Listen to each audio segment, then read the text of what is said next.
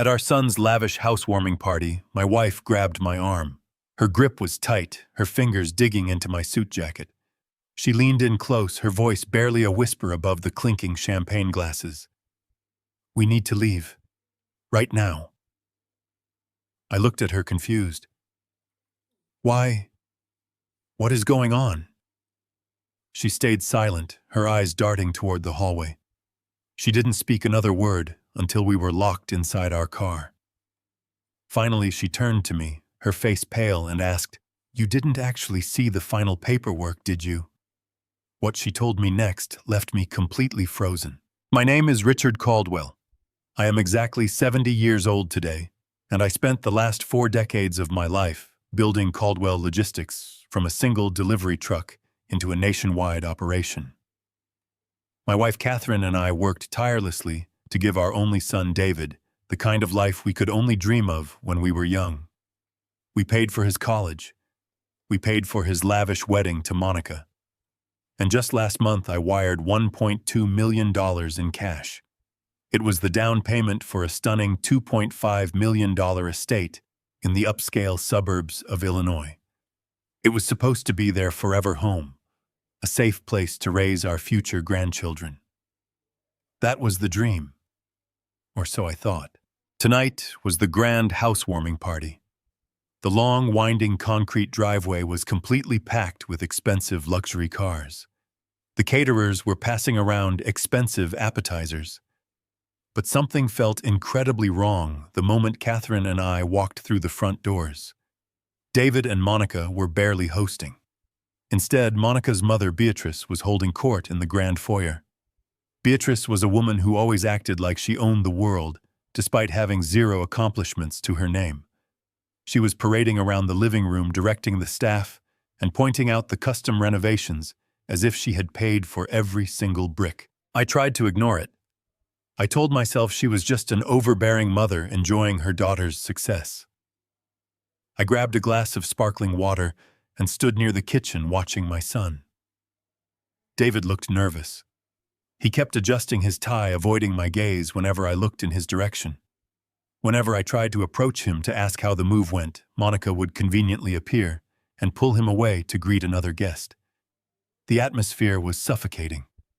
I felt like a stranger in a house my own money had secured. That was when Catherine grabbed my arm. Her face was ashen.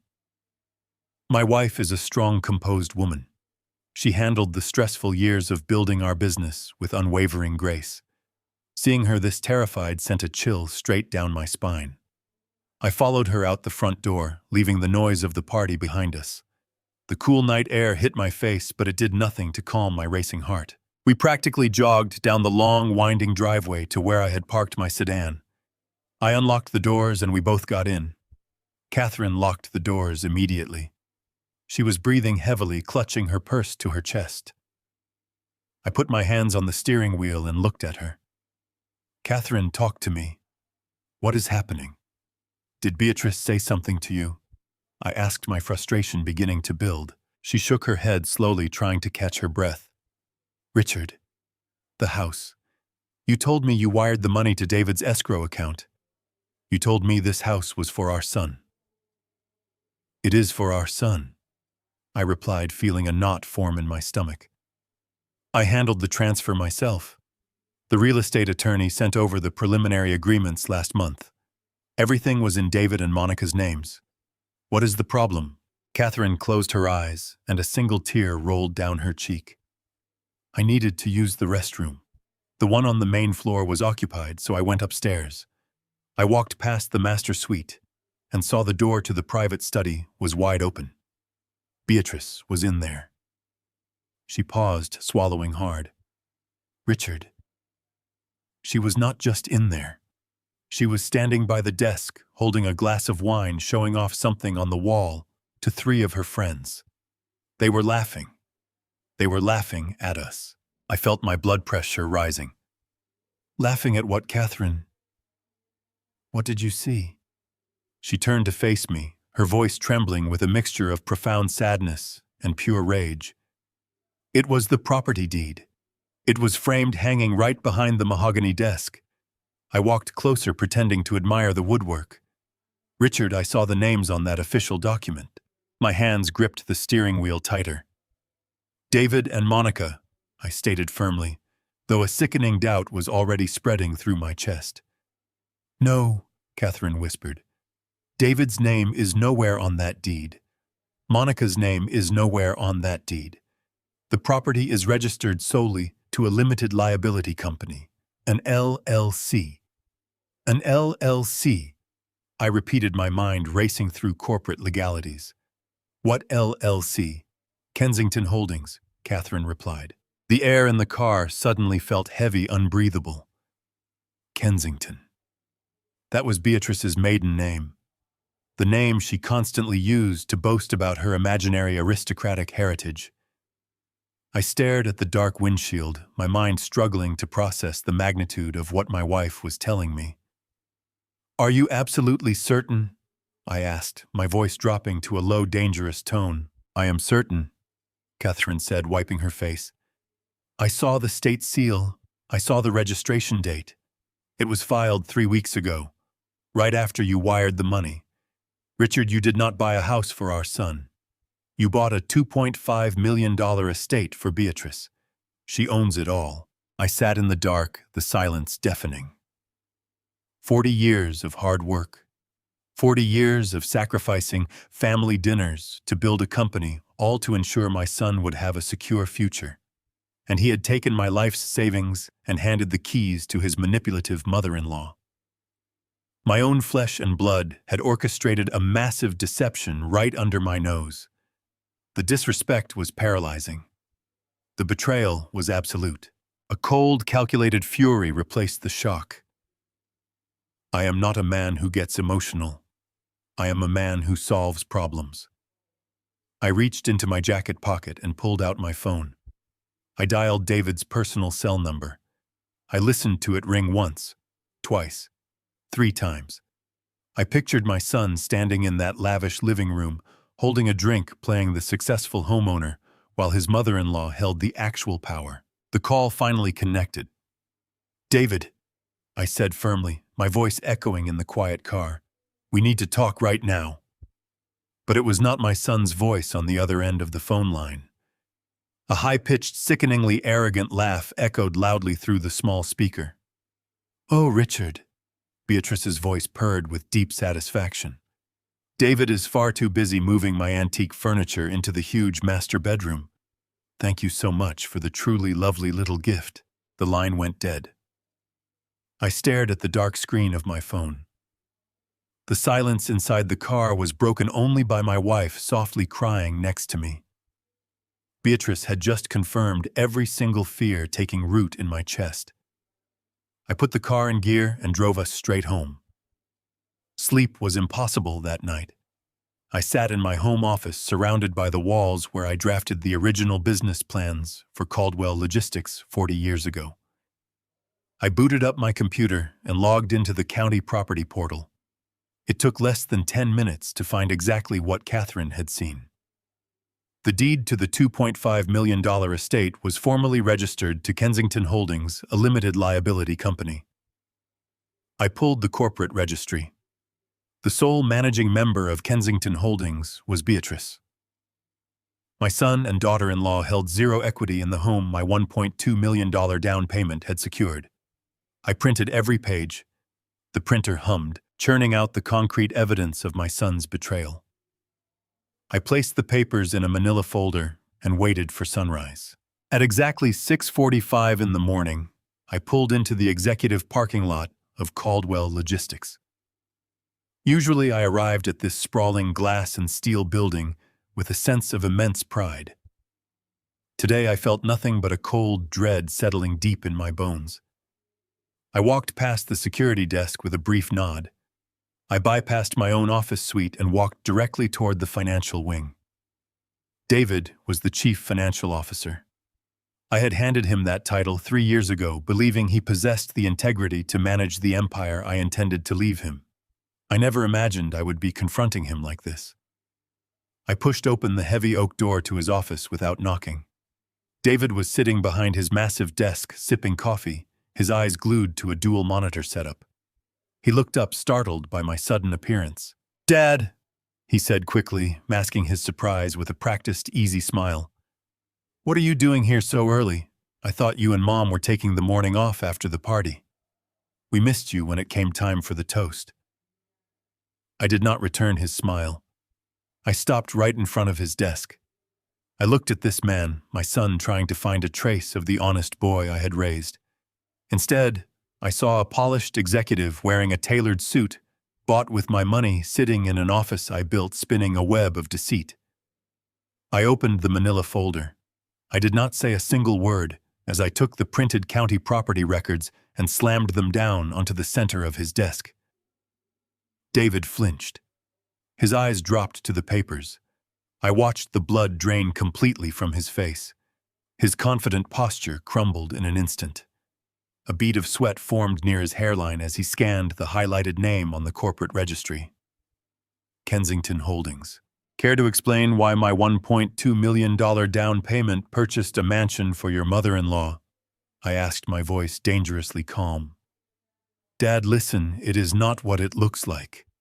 He finally stammered, his voice lacking its usual smooth authority. You do not have the full picture. There are things you do not understand about how we structured this. I understand perfectly, I replied, leaning closer to his desk. I understand that I gave you the money to secure a future for your family, and you secretly handed the deed over to Beatrice. She even answered your phone last night to mock me about it. So you have exactly 1 minute to tell me the truth before I call the bank and report a massive financial fraud. David wiped his forehead. He was panicking. Before he could invent a suitable lie, the office door swung open. Monica walked in carrying a tray of expensive pastries and 2 designer coffees. Richard, she said, her voice overly sweet, we did not expect you today. Obviously, I replied, not breaking eye contact with David. Monica walked over to her husband, her eyes catching the property documents spread across the mahogany desk. I saw her posture stiffen, a defensive wall immediately going up. She looked at David, then turned her gaze toward me, her expression hardening. The sweet daughter-in-law act evaporated. Did you actually go digging through public records just to spy on us? Monica asked, her tone dripping with sudden indignation. She placed her hands on her hips, positioning herself slightly in front of David like a shield. I cannot believe you would violate our privacy like this, Richard. Violate your privacy, I repeated, my voice rising slightly. I handed you over $1 million of my hard-earned money, Monica. I have every right to know whose name is on the title of that property. It was a gift, she snapped back. A gift means you let it go. It means you trust your son to make the right decisions for his family. Instead, you are sneaking around behind our backs, investigating us like we are criminals. It is incredibly controlling, Richard. Frankly, it is toxic. David quickly picked up on her cue, finding his courage now that he had reinforcements. Monica is right, Dad, he said, shaking his head slowly. We are adults. You cannot just storm into my office and hurl accusations because you do not understand modern financial planning.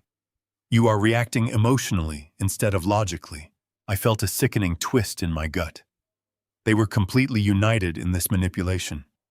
They stood shoulder to shoulder, looking at me not with remorse but with unified annoyance. Reacting emotionally? I asked quietly. You call secretly transferring a $2.5 million asset to Beatrice logical? David let out a long, heavy sigh. He reached down and opened the bottom drawer of his desk. I did not want to bother you with the complicated mechanics of our wealth management strategy, Dad. You are supposed to be stepping back and enjoying your pre-retirement. But since you insist on assuming the absolute worst about your own son, I will show you. David pulled out a thick black folder with a gold-embossed accounting firm logo on the cover. He dropped it onto the desk.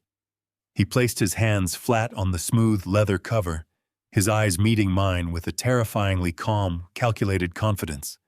He was no longer sweating. He was fully prepared to spin an intricate web of lies right to my face. Sit down, Dad, David said, gesturing to the leather chair across from him. Let me explain to you exactly how the tax system works. This folder contains the answers to your reckless assumptions." He added, his voice dripping with condescension. "And when I finish, I expect a full apology for this unwarranted intrusion." I looked at the folder, then back up at my son. 40 years of hard work had come down to this moment. He really believed I was a naive old man who would blindly accept his next lie. David opened the folder with slow, deliberate movements, smoothing the pages flat with his palms. He cleared his throat, adjusting his posture to mirror the confident executive persona I had spent years training him to project. "Dad, the world of real estate and large-scale financial transfers is not as simple as it was when you bought your first house 40 years ago. We are dealing with substantial sums of money here, and the federal government is constantly looking for ways to penalize families for intergenerational wealth transfers. If you had just wired the money directly into our personal accounts, we would have been hit with an absolutely staggering gift tax liability. It would have financially crippled us before we even moved a single piece of furniture into the living room." He pointed a manicured finger at a dense spreadsheet filled with projected tax brackets and depreciation schedules. "Monica's mother has a phenomenal accountant, a man who manages portfolios for some of the wealthiest families in the state. He advised us that the safest, most fiscally responsible way to handle your generous contribution was to route it through a temporary holding vehicle. Kensington Holdings is just a shell company, Dad. It is a protective barrier. Beatrice is acting as a temporary trustee to shelter the asset. According to the strategic timeline laid out right here in these documents, the limited liability company will be completely dissolved in exactly 90 days. On the 91st day, the property deed will automatically transfer entirely into Monica's and my name. We were trying to protect your investment, not steal it. We just wanted to handle the stressful logistics ourselves so you could focus on enjoying your retirement." It was a masterful performance. The financial terminology was perfectly deployed. The logic was completely sound on the surface, designed to sound responsible and highly professional. If I were an ordinary, uneducated man, I might have been instantly relieved. I might have praised my son for his brilliant foresight. But I spent my entire adult life navigating corporate tax law to build Caldwell Logistics. I knew instantly that every single word coming out of his mouth was a meticulously crafted lie. You do not use a mother-in-law's personal limited liability company to bypass federal gift taxes on a primary residence. It was legally absurd. It was a fairy tale dressed up in corporate jargon. I kept my face completely blank. I did not interrupt him. I let the silence hang in the air after he finished speaking. That silence made Monica incredibly anxious. She realized David's spreadsheet presentation was not enough to extinguish the burning suspicion in my eyes. She stepped forward, abandoning the aggressive stance for something far more manipulative. Her lower lip began to tremble. Her eyes filled with perfectly timed crystalline tears. "Richard, how could you think so poorly of us?" she asked, her voice cracking with manufactured heartbreak. "How could you believe we would ever do something so malicious?" My mother has spent the last month working herself to the point of exhaustion, meeting with lawyers and accountants, just to make sure David and I were protected.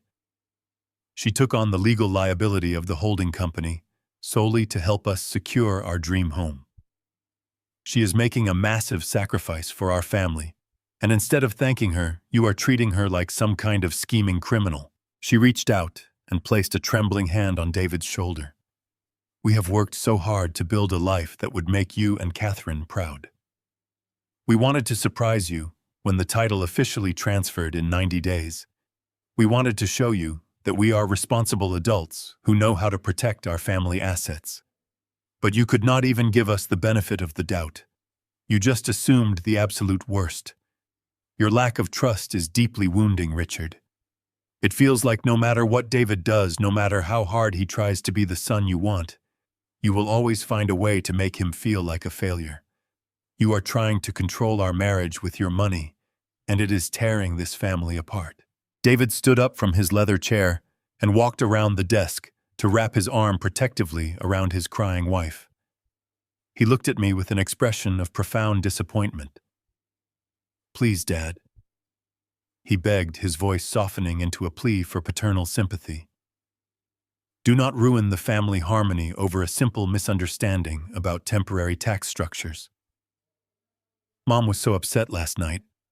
Monica is devastated right now. We all just want to move forward and enjoy the beautiful home you helped us acquire. Just give it 90 days. You will see the deed transfer. You will see that everything I am telling you is the absolute truth. Just trust me." I stood there in the center of the office, surrounded by the empire I had built from nothing. I looked at the son I had raised and the daughter-in-law I had welcomed into my home. They were looking at me with expectant, tear-filled eyes, waiting for me to yield. My gut was screaming that this was only the surface of a much darker, far more dangerous conspiracy. The lie about the tax loophole was too rehearsed. Monica's tears were too convenient. Beatrice's arrogant laughter on the phone the night before did not match the narrative of a selfless, sacrificing mother. I realized in that exact moment that confronting them directly with logic and anger would yield absolutely nothing. They were prepared for a fight. They were not prepared for a surrender. If I wanted to uncover the actual truth, I needed them to believe they had successfully fooled me. I needed them to drop their guard. I needed to become the clueless, weary old man they thought I was. I let my shoulders slump forward, intentionally shrinking my posture. I reached up and pinched the bridge of my nose, letting out a long, shaky sigh that sounded like defeat. I forced my expression to soften from cold fury to genuine exhaustion. "I am sorry," I whispered, my voice intentionally weak. "I am just getting old, David. The world moves so fast now, and these modern financial structures are incredibly confusing to me. When your mother saw Beatrice's name on that deed last night, it gave us both a terrible shock. We panicked. I did not mean to accuse you of anything malicious. I just want to know that you and Monica are safe and secure. I want to know my hard work actually helped you. I apologize for overreacting and storming in here. You are right. I should have trusted you." The physical transformation in the room was instantaneous. The defensive tension completely evaporated from David's shoulders. Monica sniffled and wiped her eyes, offering me a weak, forgiving smile. They exchanged a very quick, subtle look of absolute victory. They had won. The old man had folded. "It is okay, Dad," David said, his voice returning to its normal, confident tone. "I know you were just looking out for us. We appreciate the apology. Let us just put this behind us and focus on the future." "Thank you, son," I replied softly. "I will let you get back to work. We can talk more about the house later." I turned my back to them and began walking slowly toward the heavy glass door of the office. I moved with the heavy, shuffling steps of a defeated man. I reached out and grabbed the brushed steel handle. As I pulled the heavy door open, the bright fluorescent lights of the hallway illuminated the thick glass pane, turning it into a perfect dark mirror. The angle of the reflection captured the area directly behind the mahogany desk. David thought I was no longer paying attention. He thought I was broken. In the reflection of the glass, I saw him practically dive back into his leather chair. He grabbed his computer mouse and began clicking frantically. I watched his screen reflect in the doorway. He was aggressively dragging a specific digital folder directly into the system's trash bin. The text on the screen was large enough to read clearly in the reflection. It was a folder he was absolutely desperate to hide from me. The title of the deleted file burned itself into my memory. Caldwell_pension_transfers. The drive home was a blur of calculated silence.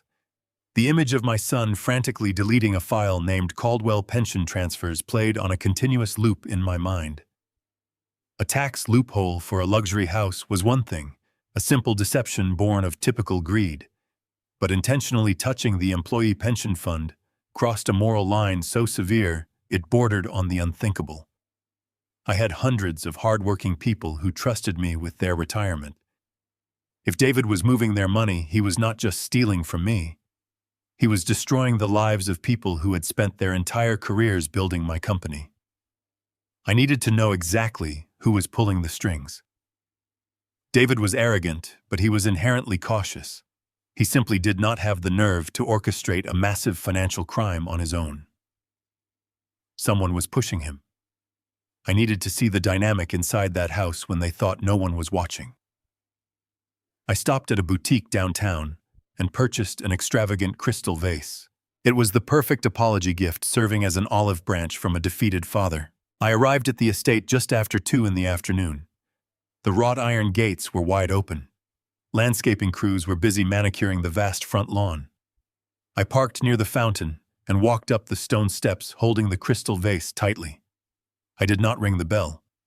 The heavy oak front door was slightly ajar. I stepped inside the grand foyer, quietly letting the shadows conceal my arrival. The house echoed with the demanding voice of Monica's mother. I walked silently down the marble hallway, following the sound of Beatrice's piercing voice into the main living room. What I saw made my blood run absolutely cold. It was a masterclass in psychological domination. David, the chief financial officer of a $40 million empire, was literally on his hands and knees. He was holding a measuring tape against the edge of a massive Persian rug. Beatrice was standing directly over him, holding a china cup of tea. She looked down at him with pure disgust. "Move it exactly 2 inches to the left, David," she barked, her tone dripping with venom. "I told you repeatedly that I wanted it perfectly centered with the chandelier. Are you completely incapable of following a simple instruction?" David fumbled with the heavy fabric, his hands visibly shaking. "Sorry, Beatrice," he mumbled, his voice barely audible, not daring to look up at her. "I will fix it right now." Beatrice scoffed loudly, a sound filled with deep contempt. She snapped her fingers at him twice, a sharp, degrading sound. "Hurry up and fix it. The interior designer is arriving in 20 minutes, and I will not have my home looking like a chaotic mess because of your incompetence." I watched my son shrink into himself, his shoulders slumping in defeat. The confident executive who tried to intimidate me just hours ago was gone. He was a terrified, obedient servant in his own supposed home, bowing to the whims of a tyrant. I took a heavy step forward, letting my shoes click loudly against the marble floor. David jumped up instantly, brushing the dust off his slacks, his face flushing bright red with embarrassment. Beatrice turned around, her eyes narrowing suspiciously as she saw me holding the crystal vase. Monica walked in from the adjoining kitchen, stopping dead in her tracks when she spotted me. "Richard," Monica said, her voice tight and defensive. "What are you doing here without calling first?" I forced a warm, apologetic smile onto my face. "I came to bring this," I said, holding up the gleaming vase. "I wanted to formally apologize for my behavior this morning.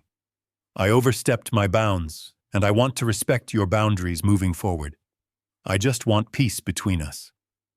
Beatrice looked at the vase, her lips slowly curling into a smug, victorious smile. "Well, that is very mature of you, Richard. Just put it on the side table and do not scratch the wood." I placed the vase down gently and turned my attention to David. He was staring at the floor, refusing to make eye contact with me. I needed to see how deep this control went. "David," I said casually, keeping my tone light and conversational, "while I am here, I wanted to quickly ask you about the fourth quarter financial projections for the regional distribution centers. Are we still on track to open the new warehouse in Ohio by November?" It was a basic question, something any executive should be able to answer in his sleep.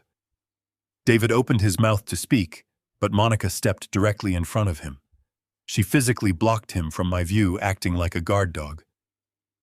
"David is not working today, Richard," Monica said, her voice sharp and commanding. "We are focusing entirely on setting up my mother's new house. Your little trucking company can wait until Monday morning. He is not answering your stressful work questions right now." I looked past her shoulder, trying to catch David's eye. He simply nodded, staring blankly at the freshly painted wall. "Monica is right, Dad," he whispered softly, sounding entirely defeated. "I am busy with the house. We can talk about logistics next week." The psychological horror of the situation settled over me. My son had zero control over his own life, his money, or his voice. He was subjugated. They had stripped him of his autonomy, turning him into a compliant tool for their financial gain. "Of course," I said, maintaining my weary facade. "I completely understand. I will just use the restroom and let you all get back to your busy day." I walked past the living room and headed straight down the hallway toward the guest bathroom. I knew exactly where Beatrice had claimed her private study. It was the same room where Catherine had seen the framed property deed. The heavy wooden door was wide open. I slipped quietly inside the room. The space smelled strongly of expensive perfume and leather. I walked quickly toward her massive mahogany desk, my eyes scanning rapidly for any loose documents. As I stepped around the heavy leather chair, the toe of my shoe caught the edge of an ornate metal trash can. It tipped over, instantly spilling its crumpled contents across the pristine hardwood floor. I crouched down to clean up the mess before anyone heard the noise. As I reached for a crumpled ball of paper, a brightly colored logo caught my eye. I carefully flattened out the ripped pages against my knee. They were final notice letters from 3 different offshore casinos located in the Caribbean. The letters were addressed directly to Beatrice Kensington. The bold red ink at the bottom demanded immediate wire transfers to settle outstanding markers. I stared at the staggering numbers printed on the paper. Beatrice was not a wealthy aristocrat sheltering assets from the government. She was just a degenerate gambler severely drowning in tens of millions of dollars of offshore debt. And she was using my son and my company's pension fund to pay for her own pathetic survival. I placed the ripped pieces of the casino final notice letters back into the ornate metal trash can, arranging them exactly as I had found them. My hands were surprisingly steady, despite the hurricane of rage and realization tearing through my mind. Beatrice was drowning in offshore gambling debt, and my son was her financial lifeline. I stood up, smoothed the front of my jacket, and took a deep, stabilizing breath. I walked out of the private study and back down the long, opulent hallway toward the main living area. Monica and David were standing exactly where I had left them, their postures still radiating a mix of defensive tension and smug superiority. I offered them both a polite, weary smile, playing the role of the defeated, oblivious father to perfection. I told them I was glad we had cleared the air, wished them a wonderful afternoon, setting up their home, and quietly showed myself out the front door. The drive back to my own house felt like navigating through a thick, suffocating fog. The pieces of the puzzle were horrifyingly clear now. David was not just a naive husband trying to appease a demanding mother-in-law with a tax loophole. He was an active, willing participant in a massive financial crime. When I arrived home, Catherine was waiting for me in the kitchen, her eyes wide with anxious anticipation. I poured myself a small glass of water and sat down across from her at the kitchen island. Speaking in hushed tones, I told her everything. I told her about the degrading way Beatrice treated our son, the deleted computer folder regarding the company pension fund, and the ripped casino debt collection letters hiding in the trash can. Catherine covered her mouth with her hands, tears welling in her eyes as the sheer scale of the betrayal washed over her. "Our son was stealing from us to fund a gambling addiction. We have to call the police, Richard," Catherine whispered, her voice trembling with a mixture of fear and profound sorrow. "We have to stop him before he ruins everything we have ever built." I shook my head slowly, reaching across the marble counter to grasp her trembling hands. "No," I replied softly but firmly. "If we confront him now or involve the authorities prematurely, David will simply erase the remaining digital evidence. He is the chief financial officer. He controls the servers. He controls the daily ledgers. He will claim I am a confused old man making wild accusations, and Monica will back him up completely. We cannot win a war of words against 2 people who have spent months perfecting their lies. If we are going to stop this, I need undeniable concrete proof. I need the raw financial data downloaded directly from the company servers, and I have to get it without David ever knowing I was looking." I spent the rest of the evening acting completely normal. I ate dinner with Catherine, watched the evening news, and went to bed at my usual time. I needed to ensure that if David was monitoring my behavior in any way, he would see nothing but a tired, retired executive settling into a quiet life. But sleep was entirely out of the question. I lay in the dark listening to the rhythmic ticking of the hallway clock, waiting for the dead of night. When the clock struck 2 in the morning, I quietly slipped out of bed, leaving Catherine sleeping soundly. I walked down the hallway to my home office and locked the heavy wooden door behind me. I sat down at my desk and opened my laptop, the blue light from the screen illuminating the dark room. It was time to investigate the company I had spent 40 years of my life building from the ground up. David was a highly educated financial executive, but he suffered from the blinding arrogance of youth.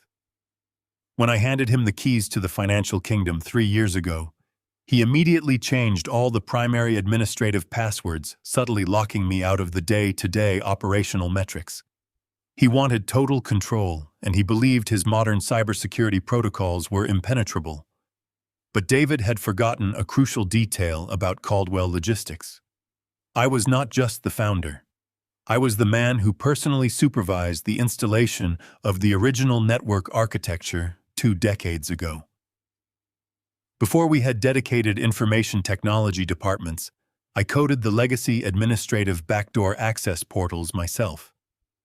I opened a command terminal on my laptop and began typing strings of old hidden credentials that had not been actively used in over 15 years.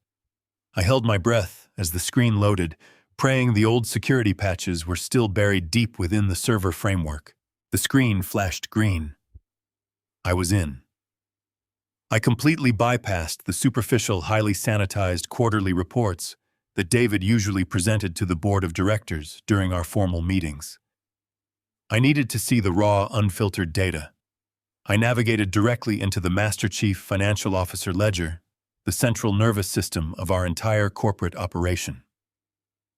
I began pulling up the vendor payout logs for the last 12 months, scanning row after row of thousands of transactions. I was looking for anomalies, unauthorized bonuses, or phantom contractors. For the first hour, everything looked infuriatingly normal. Legitimate invoices for fuel vehicle maintenance, warehouse leases, and employee payroll rolled across the screen. David had hidden his tracks exceptionally well, burying his theft beneath mountains of routine corporate expenditures. My eyes were burning from staring at the bright screen, but I refused to stop scrolling. Then I finally saw it. It was a recurring monthly payment authorized directly by the Chief Financial Officer. $30,000 precisely categorized under the vague heading of Strategic Logistics Consulting. The vendor receiving these massive monthly transfers was listed simply as B. Ridge Consulting. I clicked the vendor profile, my heart hammering against my ribs. I pulled up the registration and billing address attached to the account. It was a rent-controlled apartment complex on the south side of Chicago. It was the exact address where Beatrice had lived before Monica married my son. B. Ridge. Beatrice. It was so brazen, so completely arrogant, that it made my blood boil. David was funneling $30,000 a month of my company's revenue directly to his mother-in-law to feed her gambling addiction. He was draining the accounts dry to pay off offshore casino creditors. The entitlement required to execute this scheme was absolutely staggering. I reached out to initiate a mass download of the records. My finger hovered over the trackpad, ready to secure the undeniable proof I needed to save my legacy. I clicked the primary extraction icon, expecting a progress bar to appear. But before the download could even begin to process, the entire computer screen suddenly froze completely and flashed a violent, blinding red color. A high-priority security system warning popped up directly in the center of the dark monitor. The text message was incredibly loud and absolutely clear. Admin override detected, alerting CFO immediately. The trap had been sprung without warning. David now knew for an absolute fact that an unauthorized user was actively inside his secure network. He knew someone was hunting him. I stared at the blinding red warning on my monitor before acting. I pressed the power button, holding it down until the screen went completely black and the fan died away. The silence returned, but my mind was racing. David would receive that automated alert instantly. Given the magnitude of the financial crimes he was committing, panic would completely consume him. He would not wait until regular business hours to investigate a high-level breach. He would come here directly to the source of the override codes. I had to be absolutely ready for him. I closed the laptop, pulling a stack of old physical retirement portfolio folders from my drawer and scattering them haphazardly across the desk. I needed the room to look like the disorganized workspace of an elderly man struggling to understand his finances. I walked upstairs, quietly, slipped back into bed beside Catherine, and watched the clock on the nightstand slowly tick toward dawn. I did not close my eyes.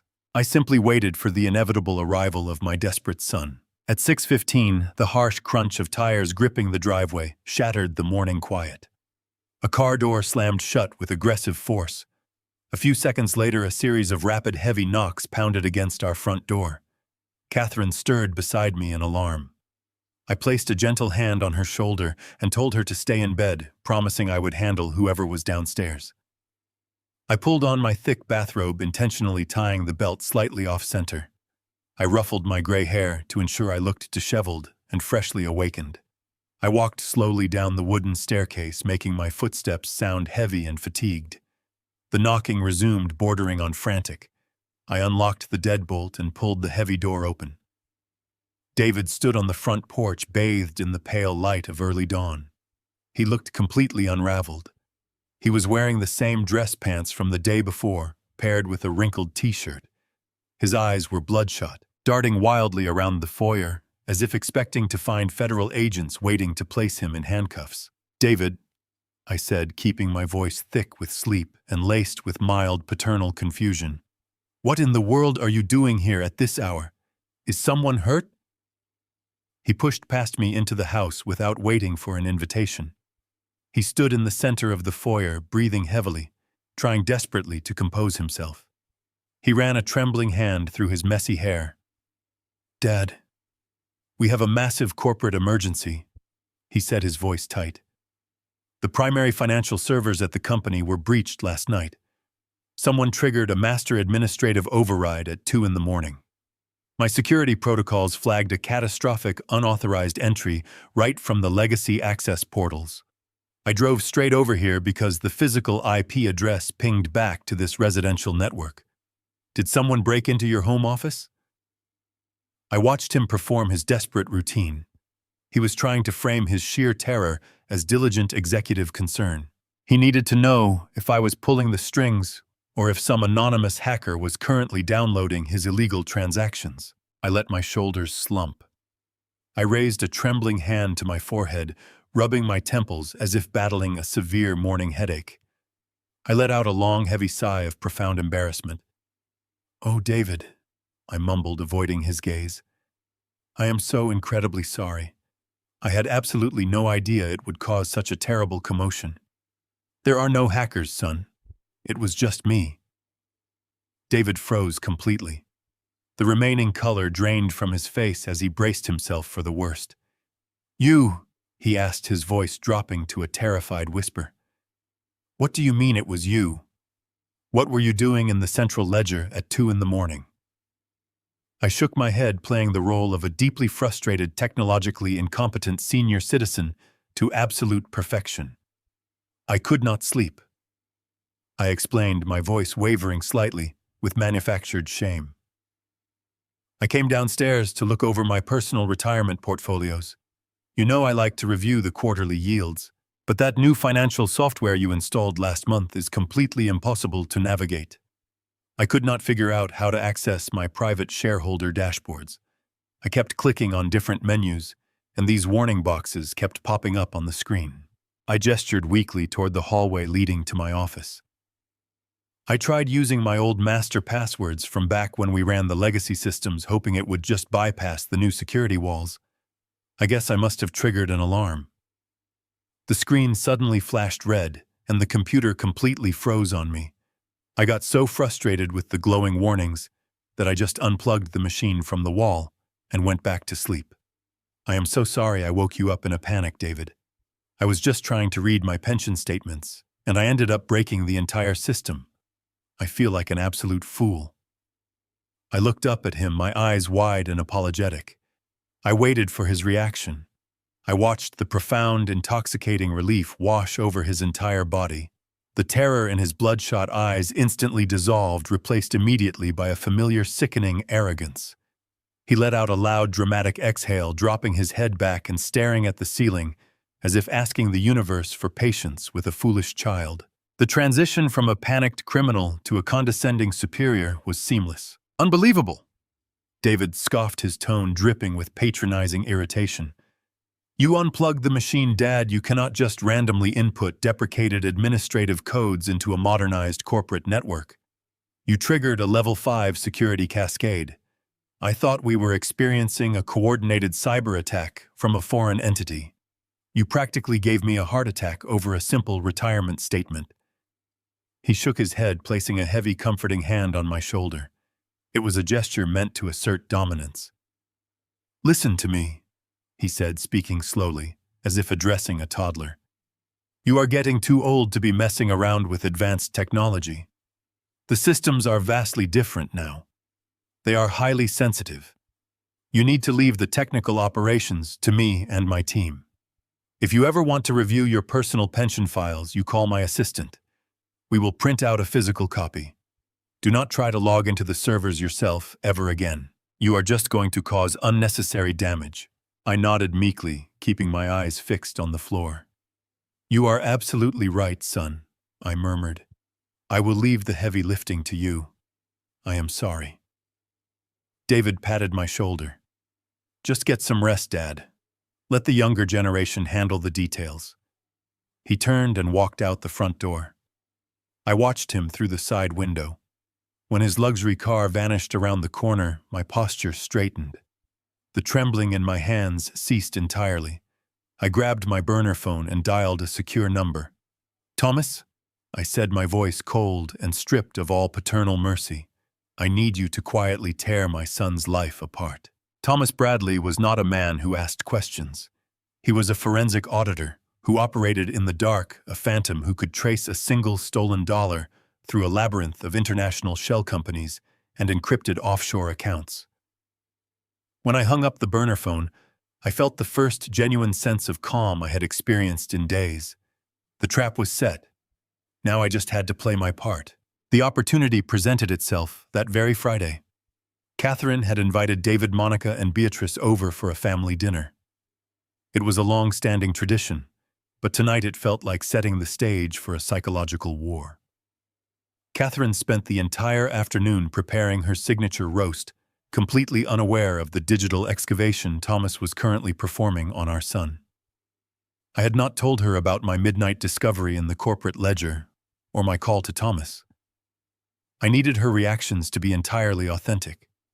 If David suspected for a single second that we were plotting against him, he would panic and destroy the servers. They arrived exactly at 7 o'clock. David walked through the front door with a bottle of expensive wine, wearing a relaxed, confident smile. The panic from the early morning system alert had completely vanished from his face. He believed he had successfully neutralized the threat. He believed his father was just a technologically illiterate old man who had fumbled his way into the wrong computer file. Monica followed close behind him, carrying a bouquet of flowers, playing the role of the devoted daughter-in-law to absolute perfection. And then came Beatrice. She swept into our home as if she were a reigning monarch inspecting a peasant village.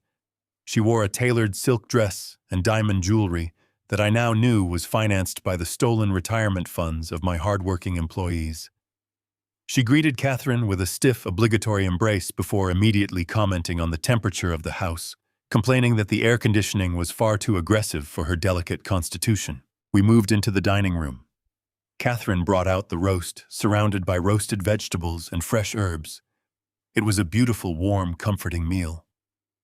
Beatrice looked at the platters with an expression of thinly veiled disdain. She picked up her silver fork and prodded a piece of the meat, as if examining a biological specimen. "This is so wonderfully rustic, Catherine," Beatrice said, her voice dripping with condescending sweetness. It reminds me of the simple meals my grandmother used to make during the rationing years. It is incredibly quaint. You must give my personal chef your recipe. He is always looking for ways to create heavy filling dishes for the landscaping crew. Catherine's face flushed with a mixture of embarrassment and hurt. She looked down at her plate, the joy completely draining from her eyes. Monica let out a soft, melodic laugh, reaching over to pat Catherine's hand. Do not mind Mother Catherine. She has just grown accustomed to a very particular standard of culinary artistry lately. Her new diet is strictly organic imported ingredients. I sat at the head of the table, cutting my meat with slow, deliberate precision. I forced a warm, oblivious smile onto my face. I looked at Beatrice and nodded enthusiastically, completely ignoring the vicious insult she had just hurled at my wife. Well, we are just simple people, Beatrice, I said, my voice intentionally cheerful and naive. We stick to the classics. I am just glad we could all get together and enjoy the evening as a family. It is wonderful to see you all so relaxed and happy. David beamed, taking a large sip of his wine. He leaned back in his chair, completely at ease. He looked at me with a patronizing smirk, thoroughly enjoying his perceived superiority. It is a great evening, Dad, David said smoothly. Everything is running perfectly. You really do not have a single thing to worry about anymore. Just sit back and let me handle the heavy lifting. Right at that exact moment, the burner phone hidden deep in my left trouser pocket vibrated a single sharp pulse. I kept my smile frozen in place. I casually lowered my left hand under the heavy mahogany dining table, slipping the small device out of my pocket. I kept my eyes locked on David, nodding along to whatever mundane story he had begun to tell about his golf handicap. Under the table, I pressed my thumb against the screen to unlock it. The brightness was turned all the way down, casting only a faint glow against my palm. It was a text message from Thomas Bradley. The forensic excavation had begun to strike gold. The first message was brief and clinical. Kensington Holdings is a hollow shell, registered in Delaware, 0 legitimate business operations. Sole purpose is acting as a pass-through entity for inbound wire transfers. I took a bite of my food, chewing slowly, as Beatrice began to complain about the quality of the wine David had brought. I glanced down again. A second message materialized on the screen. I have breached the B Ridge Consulting ledger. You were right. It is completely fraudulent. No employees, no services rendered. The monthly $30,000 consulting fees from Caldwell Logistics are automatically routed through a payment processor directly into an account held by the Grand Cayman Royal Bank. I looked across the table at Beatrice. She was currently dabbing the corners of her mouth with a linen napkin, complaining that the lighting in our dining room was terribly unflattering. This woman who was critiquing the aesthetics of my home was a financial parasite draining my life's work. My phone vibrated again. A third message. I intercepted the outbound routing numbers from the Cayman account. The money does not stay there. Within 24 hours of receiving the Caldwell funds, wire transfers are executed to 3 separate entities: Sun Crown Casino Group, Horizon Island, betting, and a private debt consolidation firm operating out of Macau. She is moving money faster than she can steal it. The debt is astronomical. She is leveraging the house to cover the margins. I felt a cold, hard knot form in the pit of my stomach. The scale of the deception was breathtaking. David was sitting right in front of me, laughing at a joke Monica had just made, completely unaware that his entire criminal enterprise was being dismantled piece by piece beneath my dinner plate. He was so arrogant, so blindly confident in his own intelligence, that he never stopped to consider the possibility that I was hunting him. I watched Catherine offer Beatrice another serving of vegetables. Beatrice declined with a dramatic wave of her hand, claiming she had already consumed far too many simple carbohydrates for one evening. I wanted to scream, but I remained perfectly still. I had to let Thomas finish the job. My phone vibrated one final time. It was a longer, continuous pulse. I kept my face perfectly neutral as I lowered my gaze. The text from Thomas was stark and absolute. Richard, step outside. You need to hear this. They aren't just stealing the company's cash flow. The words on the screen sent a sharp spike of adrenaline straight into my chest. I slipped the phone back into my pocket and took a deep breath. I looked up at the dining table. David was swirling his wine, completely satisfied with his stolen life. Monica was smiling at him. They were a portrait of perfect, oblivious arrogance. I cleared my throat softly, drawing their attention. "Excuse me for a moment," I said, keeping my voice mild. "I think the roast was a bit rich.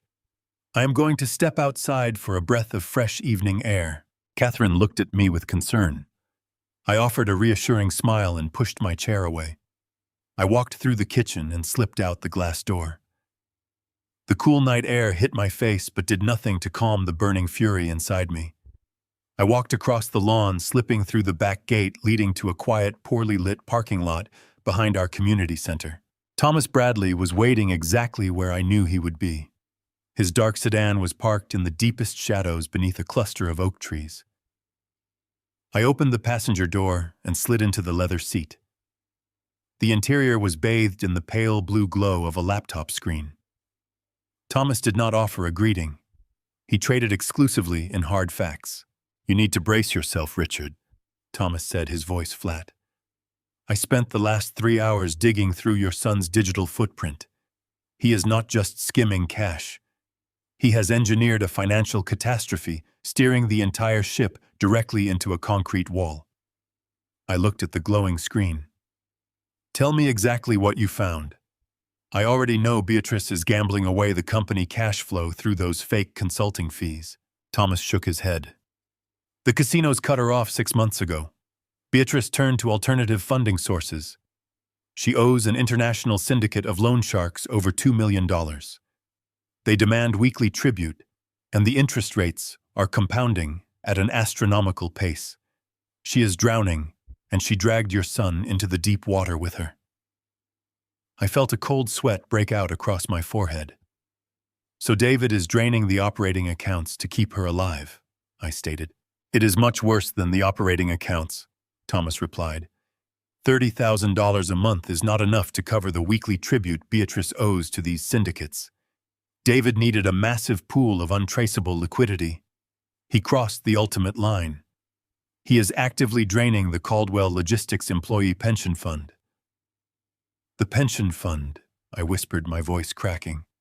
"He is stealing the retirement savings of my workers, men and women, who have given their entire lives to my company.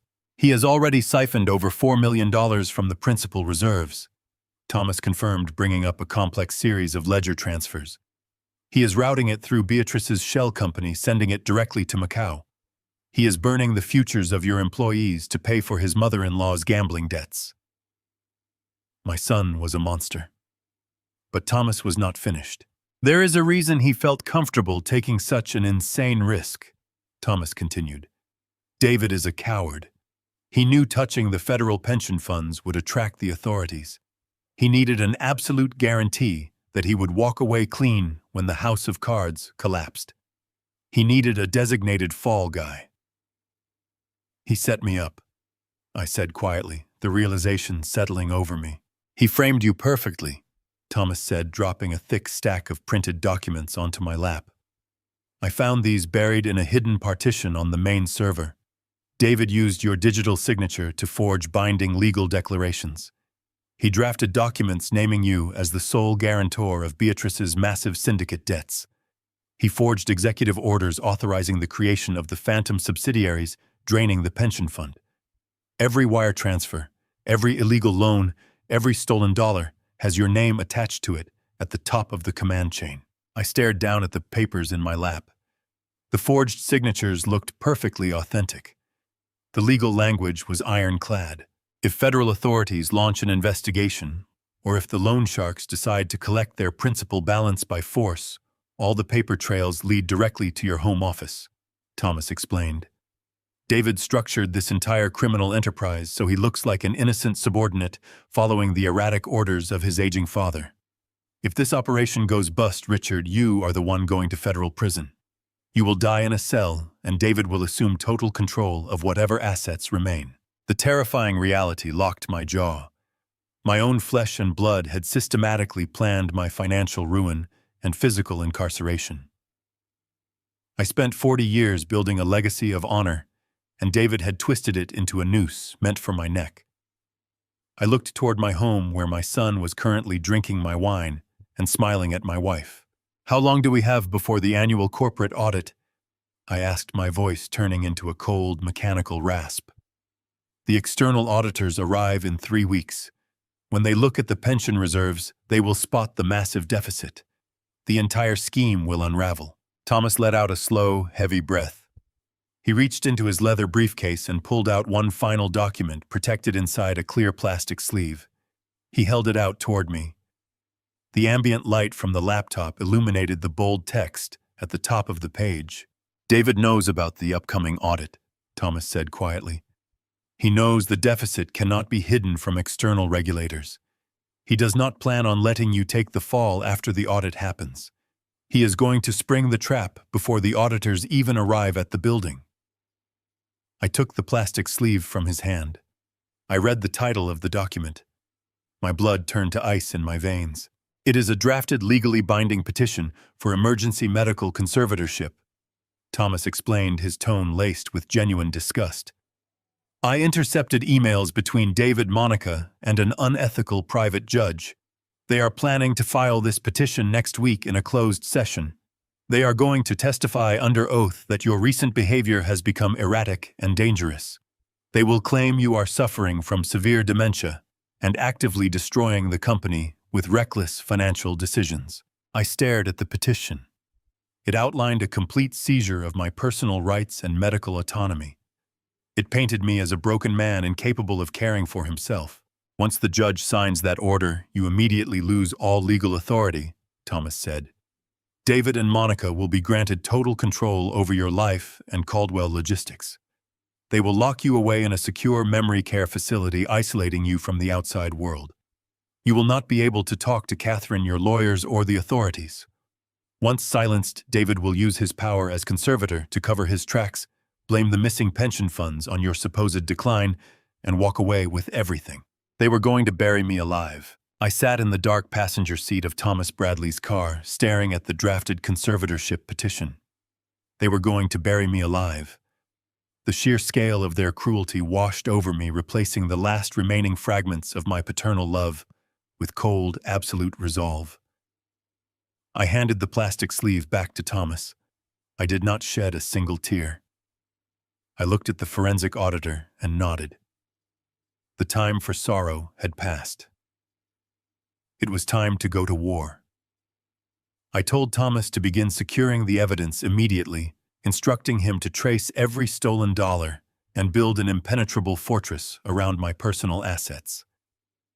I stepped out of his car and walked back through the damp grass toward my home. The next morning, I initiated the performance of my life.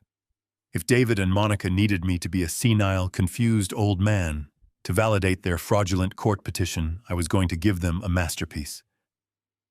I walked into the kitchen where Catherine was pouring coffee, and David was standing near the island, reviewing a report on his tablet. I intentionally shuffled my feet, letting my posture sag heavily. I looked directly at my son and let a blank, vacant expression wash over my face. "Good morning, Michael," I said, using the name of my late brother. "Did you finish the inventory logs for the warehouse yet?" David froze, lowering his tablet slowly. He exchanged a rapid, wide-eyed look with Catherine. "Dad," David said, his voice dripping with mock concern. "It is me, David. Michael has been dead for 20 years. Are you feeling all right?" I blinked repeatedly, pressing a trembling hand to my forehead. I muttered a weak apology, claiming I had not slept well and was feeling a bit disoriented. Later that afternoon, when Monica stopped by to drop off some fabric swatches for Catherine, I executed the next phase of my performance. I casually opened the refrigerator to grab a bottle of water and silently placed my heavy set of car keys directly onto the middle shelf right next to the milk. I walked into the living room and began frantically searching my pockets, complaining loudly that I had lost my keys again.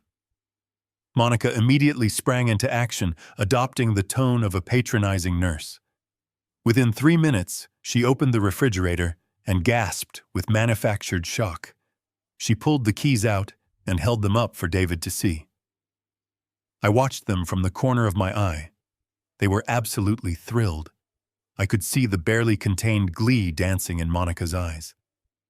I watched David subtly pull out his smartphone and type a quick note documenting my staged cognitive decline for their impending court filing.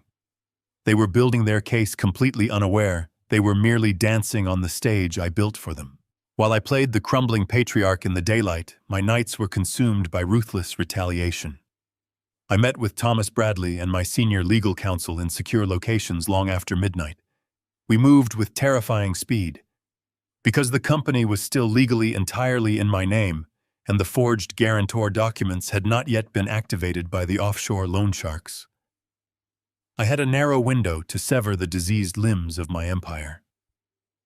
I quietly liquidated my massive personal stock portfolios, moving the capital into secure blind trusts completely insulated from Caldwell Logistics and David's grasp. Next, we tackled the forged legal declarations.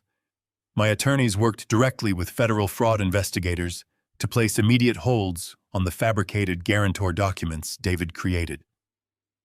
We built a firewall separating my personal identity from Beatrice's $2 million offshore debt. If the syndicates came looking for their money, they would hit an impenetrable wall. But my most devastating maneuver was structural. 30 years ago, I personally financed the construction of our primary distribution hub. The company still held a massive mortgage lien on that property. Working silently, I executed a complex legal transfer, moving that massive lien out of the corporate holding company and directly into my own private trust. In one stroke, I transitioned from being the vulnerable founder to becoming the supreme, untouchable creditor of my own company. If David successfully seized the company through his fake conservatorship, he would inherit a staggering mountain of debt payable directly to me. By the end of the week, the trap was fully primed. I had successfully secured my personal wealth, completely neutralized his malicious leverage, and armed myself with enough forensic evidence to send him to federal prison for a decade. But I still needed one final undeniable piece of physical evidence. I needed to catch him in the act of outright theft to destroy any potential defense he might try to mount in a courtroom. I needed to capture his true intent. On Thursday evening, I retreated to my home office. I sat down at my heavy oak desk and pulled out a stack of official gold-embossed corporate letterhead. I began drafting a document designed to be the ultimate irresistible bait. I titled it Immediate Transfer of CEO Powers. I filled the page with dense, highly authentic legal jargon outlining a total surrender of my position at Caldwell Logistics directly to David. I included clauses transferring total asset control and unmitigated banking authority. It was exactly what he and Monica were trying to achieve through their fraudulent court filing, but packaged as a voluntary gift. I printed the document and placed it precisely in the center of my leather desk pad. I laid my favorite gold fountain pen right beside it, leaving the signature line glaringly blank. I made sure the document looked like a work in progress, something I was contemplating, but had not yet finalized. It was an incredibly dangerous piece of paper. To a desperate man, an unsigned transfer of power was an invitation to commit absolute forgery. I stood up and walked over to the tall bookshelf lining the far wall of the office. Hidden deep within the hollowed-out spine of an antique encyclopedia, I had installed a motion-activated microcamera. The lens was smaller than a pinhead, angled perfectly to capture the entire surface of my desk. I synced the live feed directly to my encrypted burner phone. I adjusted the lighting in the room to cast a soft, dramatic glow over the desk, ensuring the document was the focal point of the entire space. I walked out of the office, intentionally leaving the heavy wooden door slightly ajar. I walked into the main kitchen where David was helping Catherine clean up after dinner.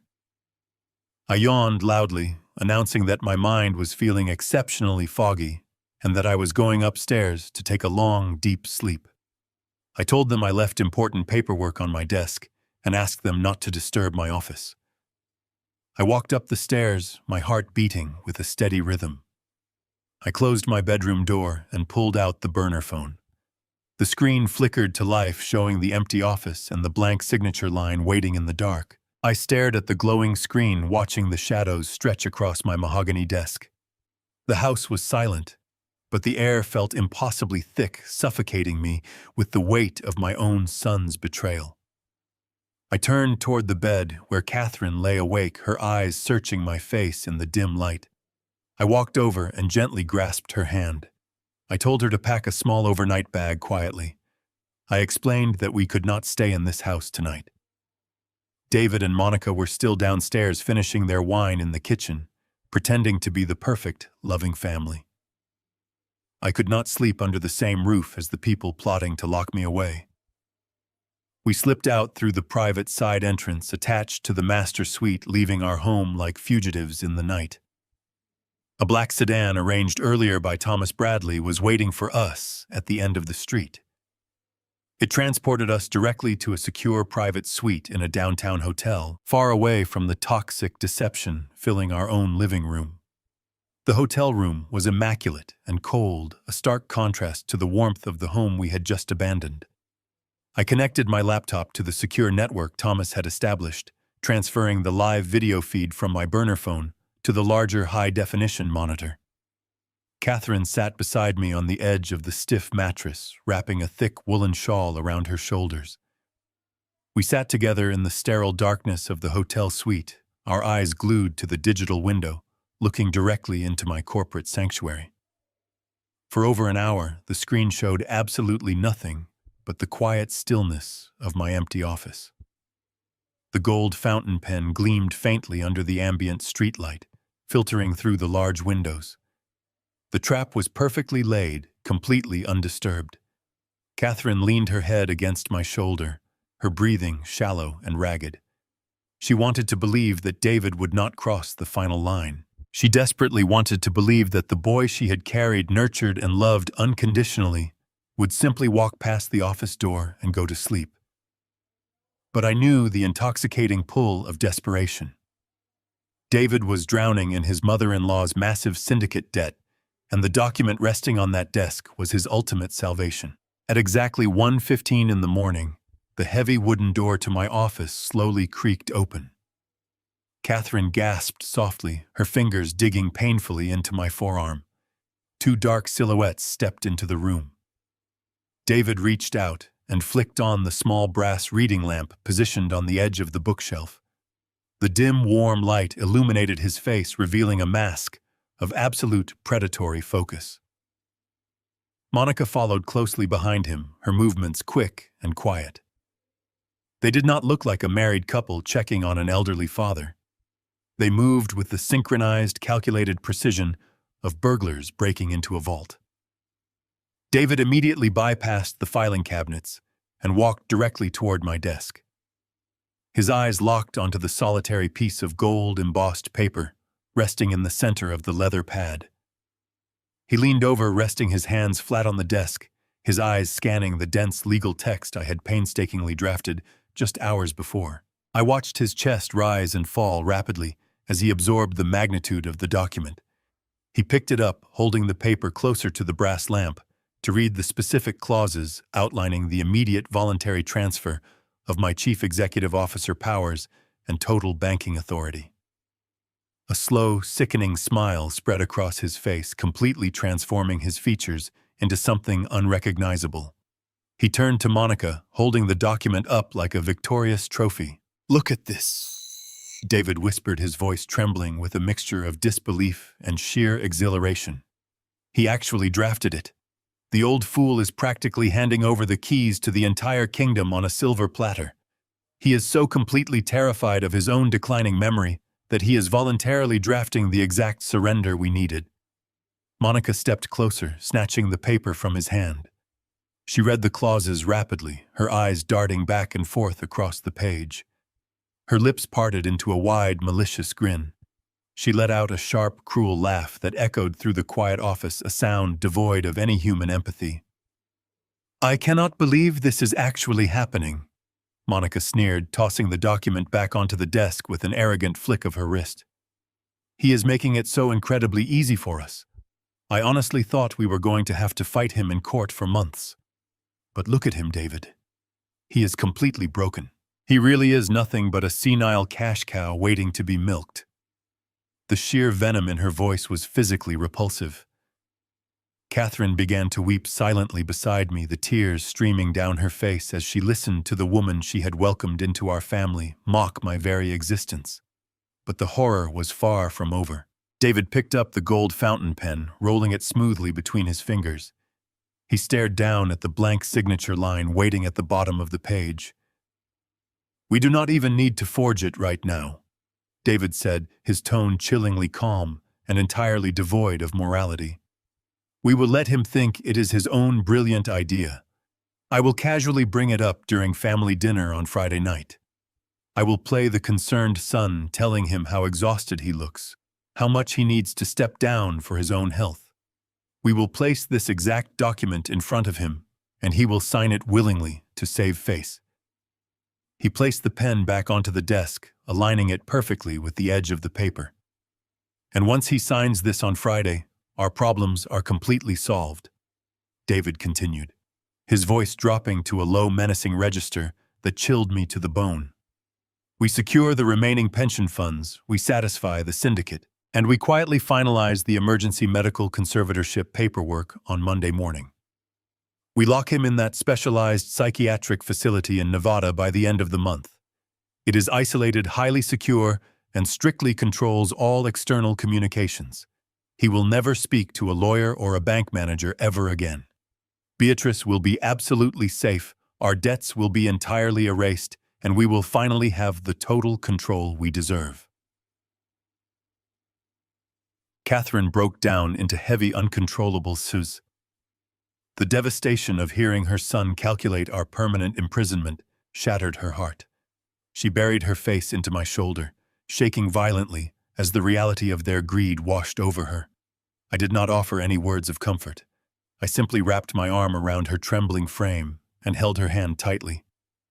My eyes remained fixed on the glowing monitor, watching the two miserable rats scurrying happily through the maze I had meticulously designed for them. The paternal love that had once blinded me to their true nature evaporated, replaced by a dark, frozen resolve. "Let them have their Friday dinner," I whispered. "It will be their last." Friday evening arrived with an oppressive heat that mirrored the heavy tension settling deep within my chest. Catherine and I drove up the winding driveway of the Kensington estate just as the sun began to dip below the tree line. The wrought iron gates were flanked by private valets, and the circular courtyard was packed with high-end luxury vehicles. Beatrice had not just planned an intimate family dinner to execute their coup. She had invited an audience. She had gathered her circle of wealthy, superficial acquaintances to witness her magnificent new lifestyle funded entirely by my stolen pension reserves. I parked near the edge of the fountain, taking a brief moment to reach across the console and squeeze Catherine's hand. Her fingers were trembling slightly, but her eyes were filled with quiet strength. We had spent the last 48 hours grieving the son we thought we knew. Tonight, we were simply walking into a cage of predators fully prepared to lock the door behind us. We walked up the stone steps and were ushered inside by a hired butler. The main living room had been completely transformed into a lavish cocktail reception. A string quartet played softly in the corner, drowned out by the shrill laughter of Beatrice holding court in the center of the room. She was draped in heavy silk and wearing a necklace of emeralds holding a crystal flute of champagne while she regaled guests with fabricated stories about her real estate investments. David stood slightly behind her, looking out of place despite his tailored suit.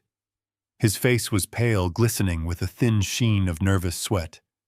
He was clutching a thick black leather folder tightly against his chest, his knuckles practically white from the pressure. He looked like a cornered animal waiting for the perfect moment to strike. When he noticed Catherine and me standing in the foyer, his posture instantly stiffened. Monica rushed over to greet us. Her face plastered with a wide, insincere smile that did absolutely nothing to hide the malicious calculation in her eyes. She leaned in to kiss Catherine on the cheek, her perfume smelling sharp and overwhelming. "Richard, Catherine, we are so incredibly thrilled you could make it tonight." Monica chirped, her voice intentionally loud enough for the nearby guests to hear. "We know how difficult it is for you to get out of the house these days, Richard especially, with your energy levels being so unpredictable lately." I leaned heavily on my walking cane, a new prop I had purchased specifically for this performance. I let my hand shake visibly as I reached out to pat Monica's arm, widening my eyes into an expression of absolute vacant confusion. "Thank you, dear," I rasped, making my voice sound thin and fragile. "I am just happy I remembered the way here. My mind has been playing terrible tricks on me all week. I keep misplacing my reading glasses and forgetting my own appointments." David let out a long, slow breath, visibly relaxing his shoulders as he watched my pathetic display of manufactured senility. The sight of my trembling hand entirely validated his criminal assumptions. He believed his trap was perfectly aligned. He walked over and guided me toward a velvet armchair in the corner of the room, treating me with the patronizing caution reserved for a brittle antique. He placed the black leather folder down on the side table next to me, his fingers lingering over the smooth cover. I knew exactly what was inside that folder. It was the bait I had left on my desk, the forged transfer of absolute corporate power waiting for my blind signature. David tapped the leather cover nervously, his eyes darting toward the dining room. "Just sit here and rest, Dad," David said, his tone thick with condescension. "We will be moving into the formal dining room shortly. I have some important family business I want to discuss with you after the main course, something that will make your life much easier." I nodded blankly, sinking deep into the velvet cushions. I watched as the evening slowly devolved into a grotesque display of arrogance. Beatrice paraded her wealthy friends around the estate, bragging loudly about the custom renovations and the imported Italian marble she had personally selected. Catherine stood quietly near the perimeter of the room, trying to remain invisible, but Beatrice was unwilling to let her peacefully exist. Beatrice snapped her fingers at a passing caterer, but the young man did not hear her over the music. Frustrated, Beatrice turned her piercing gaze directly onto my wife. "Catherine, darling!" Beatrice called out, her voice cutting through the ambient noise of the room. "Since you are just standing there doing absolutely nothing, be a dear and pass these crab appetizers around to the guests. The hired help is completely incompetent tonight, and you are so naturally accustomed to serving people in that quaint little kitchen of yours." The utter disrespect was breathtaking. The wealthy guests paused their conversations, watching to see how my wife would react to being publicly ordered around like a common servant in front of a crowd. Catherine's face flushed a deep crimson, but she maintained her absolute dignity. She did not argue. She simply picked up the silver tray and began walking silently among the guests, offering them the hors d'oeuvres. Monica watched this degrading spectacle with a smirk, whispering something into the ear of a woman standing next to her. I gripped the armrests of my chair, forcing myself to remain seated. The rage was building, pressing against my ribs, but the timing was not right. I had to wait for the main event. Eventually, the string quartet stopped playing, and Beatrice loudly announced that dinner was served. We all moved into the massive formal dining room, taking our places around a long mahogany table illuminated by a dripping crystal chandelier. The table was set with heavy silver and fine china. David sat directly across from me, the black leather folder now resting ominously beside his dinner plate. He could not stop touching it. As the first course was served, I continued my performance, intentionally rattling my silverware against the porcelain plate and spilling a few drops of water onto the pristine white tablecloth. David watched my trembling hands with barely disguised glee. He was mentally counting down the minutes until he could slide that pen into my fingers. Beatrice, emboldened by her captive audience and her perceived total dominance, decided to escalate her cruelty. She leaned over her plate, pointing her wineglass directly at Catherine. "I must say, Catherine, you managed not to drop a single appetizer," Beatrice declared, her voice echoing loudly across the silent table. "You really do make an exceptional low-class maid. Perhaps I will hire you permanently once Richard is finally locked away." I stopped chewing my food. I placed my heavy silver fork down onto the polished dining table with a slow, highly deliberate movement. I completely stopped trembling. I slowly lifted my chin, looking directly into Beatrice's arrogant eyes with absolute, terrifying clarity. The entire room went instantly completely quiet.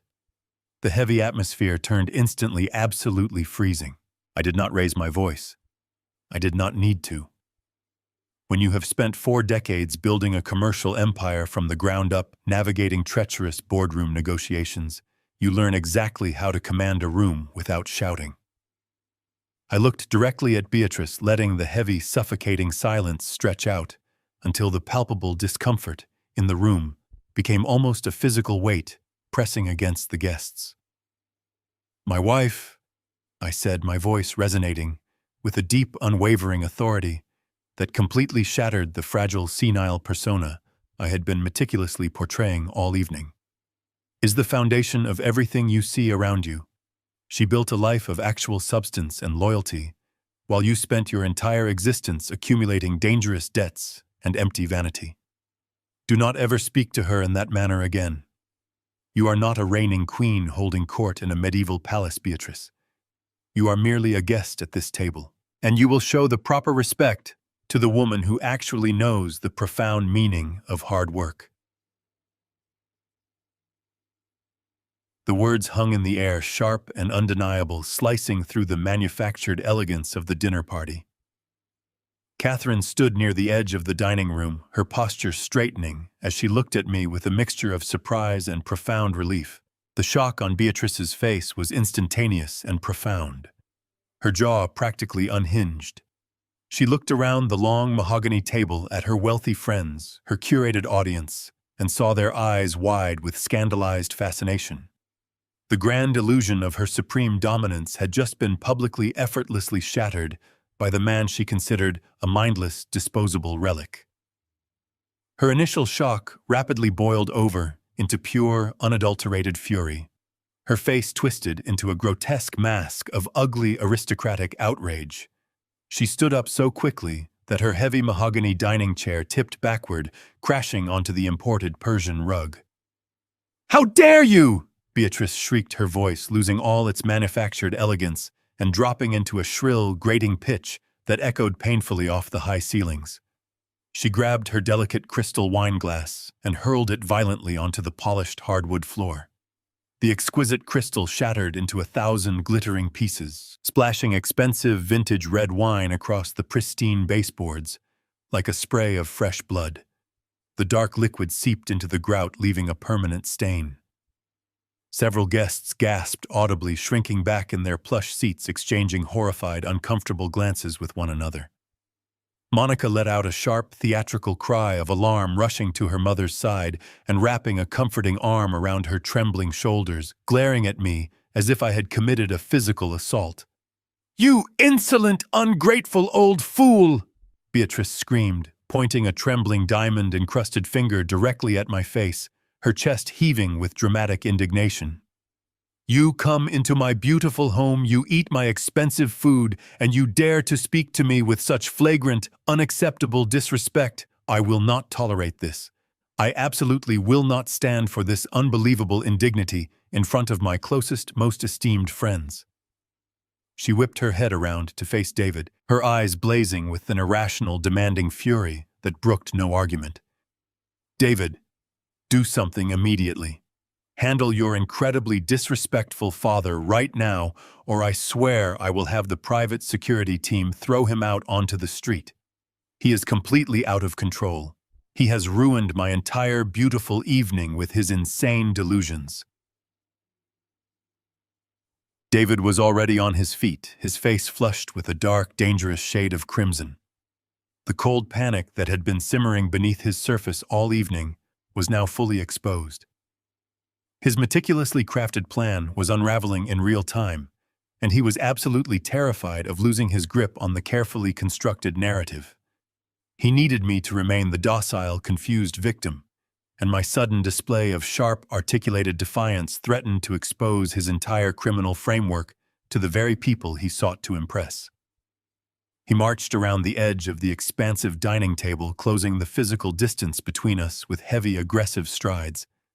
The superficial, charming facade he wore had completely vanished, replaced by desperate cruelty. He stopped just inches away from where I remained seated, towering over me in a pathetic, desperate attempt to reassert his waning dominance. He raised his hand and pointed his index finger directly at my face, his chest heaving with exertion. "What is wrong with you?"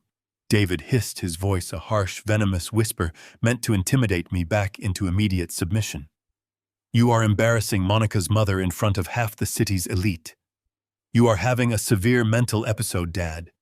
You are completely confused, and you are making a massive scene. You need to apologize to her right now. Do you hear me? Apologize to her this very instant, or I swear to God I am putting you in a permanent medical home tomorrow morning. You clearly cannot function in polite society anymore without causing a disaster." He was playing his final desperate card. He was weaponizing the imminent threat of the conservatorship, using the terrifying fear of institutionalization to force my total compliance. He truly thought the mere mention of a locked nursing home would break my remaining spirit, that I would immediately crumble into pathetic tears and beg for his mercy to avoid being permanently locked away from my own life. The entire formal dining room went dead silent. The hired string quartet had long since stopped playing. The professional caterers froze in the arched doorways, holding their polished silver trays perfectly still like marble statues. The wealthy guests held their collective breath, their eyes darting nervously between David's furious, flushed face and my own unwavering, icy stare. They were witnessing a brutal, intimate family execution, and no one dared to intervene or speak a single word. Catherine remained standing tall near the edge of the room, her chin held high, radiating a quiet, invincible strength that gave me all the power I needed. David, mistaking my stillness for submission, turned swiftly to the side table. He snatched the heavy black leather folder he had been carefully guarding all evening. He ripped it open with unnecessary violent force, pulling out the gold-embossed document I had drafted in my home office. It was the absolute, irrevocable surrender of my corporate authority. He grabbed the gold fountain pen I had thoughtfully provided alongside it and marched back to my velvet chair. He slammed the crisp document down onto the table directly in front of me, shoving the heavy paper so hard it crumpled slightly against my chest. He pressed the cold metal of the gold pen into my hand, his grip tight and unforgiving. The silence in the room was absolute, pregnant with the heavy weight of impending destruction. The cold air conditioning hummed faintly in the background. David leaned down, placing his face just inches from mine. His eyes were wide, desperate, and filled with a terrifying absolute greed. He spoke slowly, emphasizing every single syllable with cold, calculated menace, fully convinced that he had successfully backed me into an inescapable corner from which I could never return. "Sign this and apologize. Now." I did not flinch. I looked down at the gold fountain pen resting on the forged document. I slowly reached out and picked it up. The metal felt cool against my skin.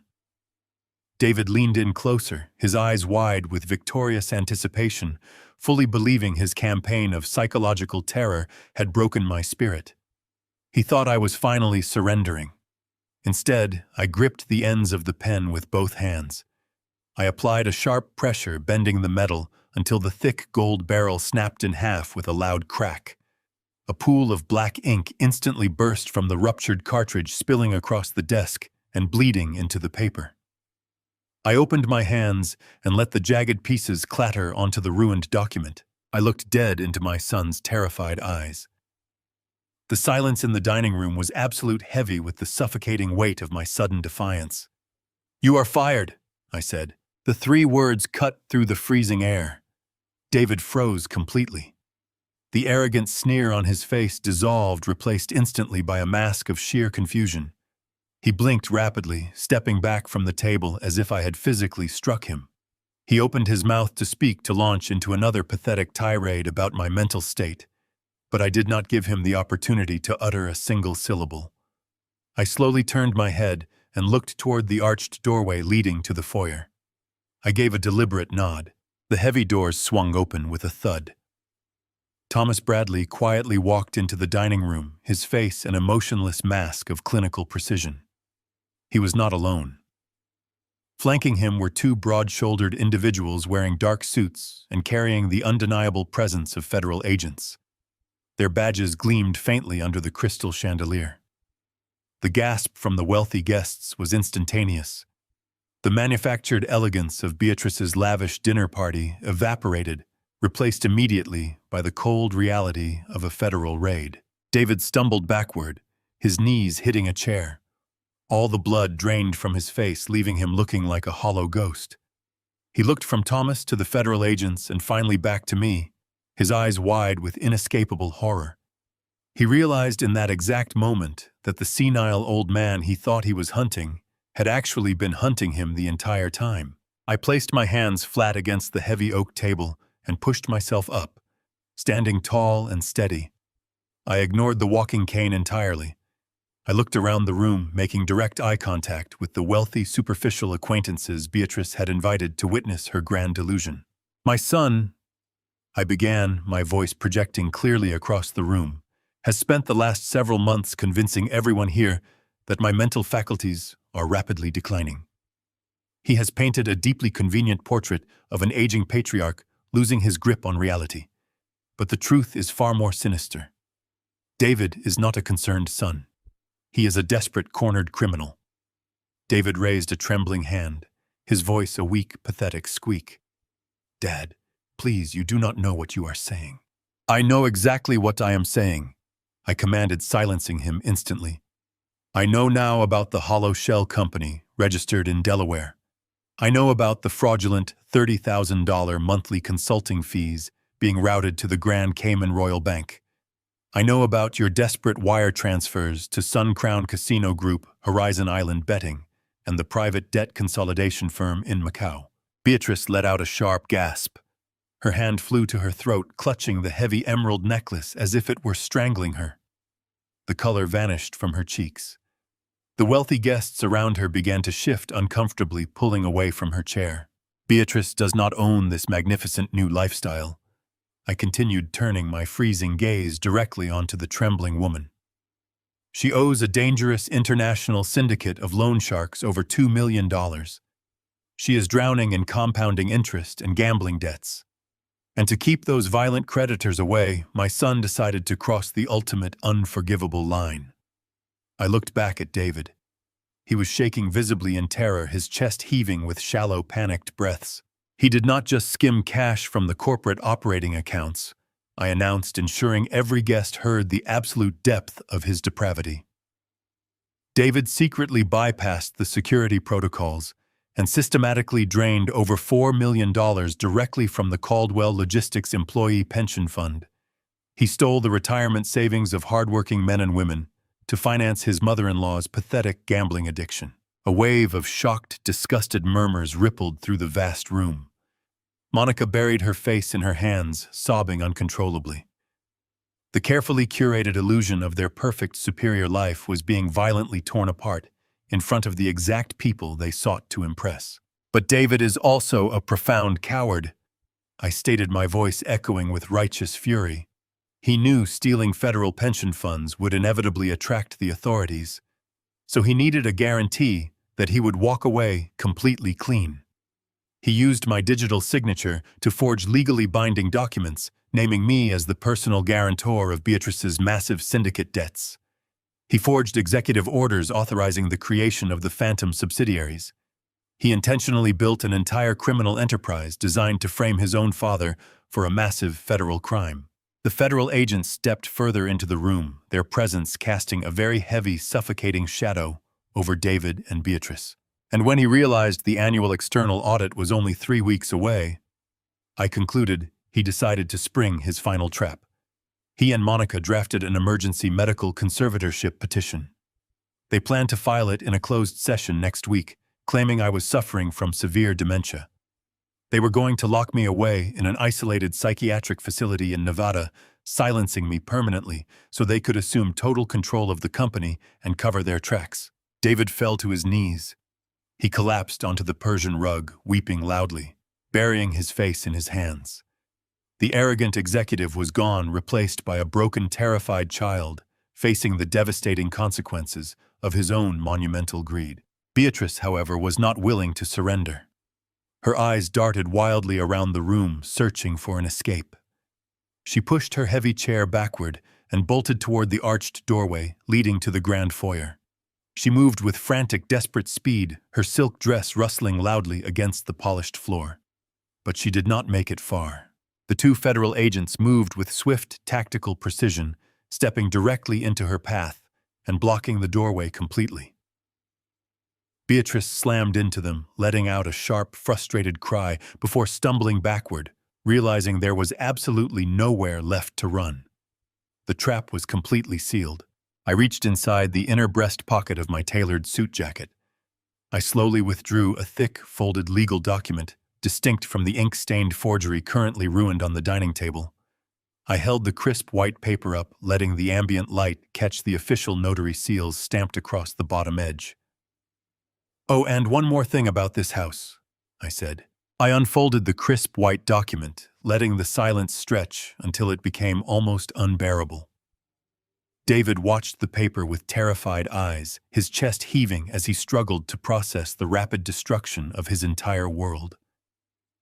Monica stopped sobbing, her gaze fixed on the official legal seals stamped across the bottom of the page.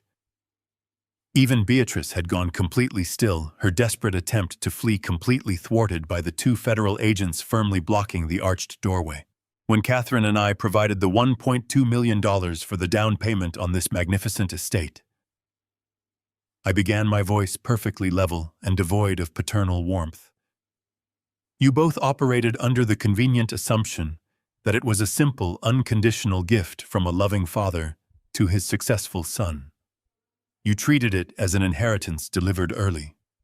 You paraded around this mansion bragging to your wealthy friends about your real estate acumen, convinced my money was simply your fundamental right." I took a slow, deliberate step forward, bringing myself closer to where David remained, kneeling on the Persian rug. "But I did not write a personal check, David. If you had bothered to actually read the financial disclosure forms your lawyers sent over during the closing, you would have noticed the specific origin of those funds. The capital did not come from my personal savings. It came directly from the corporate treasury of Caldwell Logistics. Legally, it was structured and recorded as a secured corporate loan tethered to your continued employment within the company." David stared up at me, his mouth opening and closing like a suffocating fish. He finally understood the fatal error he had made. "Since you have actively embezzled millions of dollars from the employee pension reserves," I continued, projecting my voice so every guest could hear the finality of my words, "your employment at Caldwell Logistics is officially terminated, effective immediately. Because you are now terminated for gross financial misconduct, that corporate loan is instantly in a state of catastrophic default. I am not simply seizing your assets. I am executing an immediate, irrevocable foreclosure on this property." I dropped the heavy legal document directly onto the polished mahogany dining table, right next to the shattered pieces of my gold fountain pen. "This is a formal notice of immediate eviction," I declared. "You do not own this house anymore. The bank does not own this house. Caldwell Logistics owns every single brick, every piece of imported marble, and every square inch of this manicured lawn. You have exactly 24 hours to pack whatever belongings you can carry and vacate the premises completely. If you are still inside by tomorrow evening, I will have the private security team physically drag you out onto the street." Monica let out a sharp, piercing shriek. She spun around to face David, her hands curling into tight fists. The illusion of their perfect marriage shattered just as quickly as their financial security. "You promised me we were safe!" Monica screamed, her face twisting into a mask of pure rage. "You swore to me that your father was too stupid to figure out the transfers. You told me the pension money was untraceable. You ruined everything. You completely ruined my entire life." Before David could formulate a pathetic excuse, Monica raised her hand and struck him across the face. The slap echoed through the silent dining room like a gunshot. David recoiled, pressing a trembling hand to his reddening cheek, but Monica was not finished. She stood over him, her voice dripping with venom. "I am filing for divorce the second I leave this house." She spat, her tone entirely devoid of residual affection.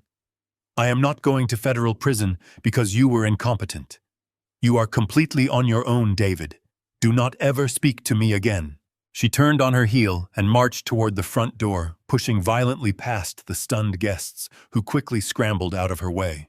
She did not look back. As Monica stormed out of the mansion, the two federal agents stepped forward, closing the circle around Beatrice. The matriarch shrank back against the wall, her aristocratic arrogance completely replaced by raw panic. She clutched her diamond necklace, her breathing turning rapid and shallow. "You cannot do this to me," Beatrice stammered, looking frantically between the agents and my unyielding face. "I am a respected member of this community. I serve on 5 charity boards. You cannot arrest me in my own home. I have powerful lawyers. I will sue you for this unbelievable indignity." The lead federal agent reached into his jacket and pulled out a heavy pair of steel handcuffs. They clinked together with a sharp, terrifying sound. "Beatrice Kensington," the agent said, his voice deep and authoritative. "You are under arrest for multiple counts of federal wire fraud, interstate money laundering, and conspiracy to defraud a federal pension fund. You have the right to remain silent." Beatrice let out a hysterical scream. She thrashed wildly as the agent stepped forward, grabbing her arms and twisting them forcefully behind her back. The cold steel cuffs snapped shut around her wrists. She kicked her designer shoes against the floor, weeping loudly and begging her wealthy friends for help, but the guests simply stared at her in horrified silence. No one stepped forward to defend a woman exposed as a desperate criminal.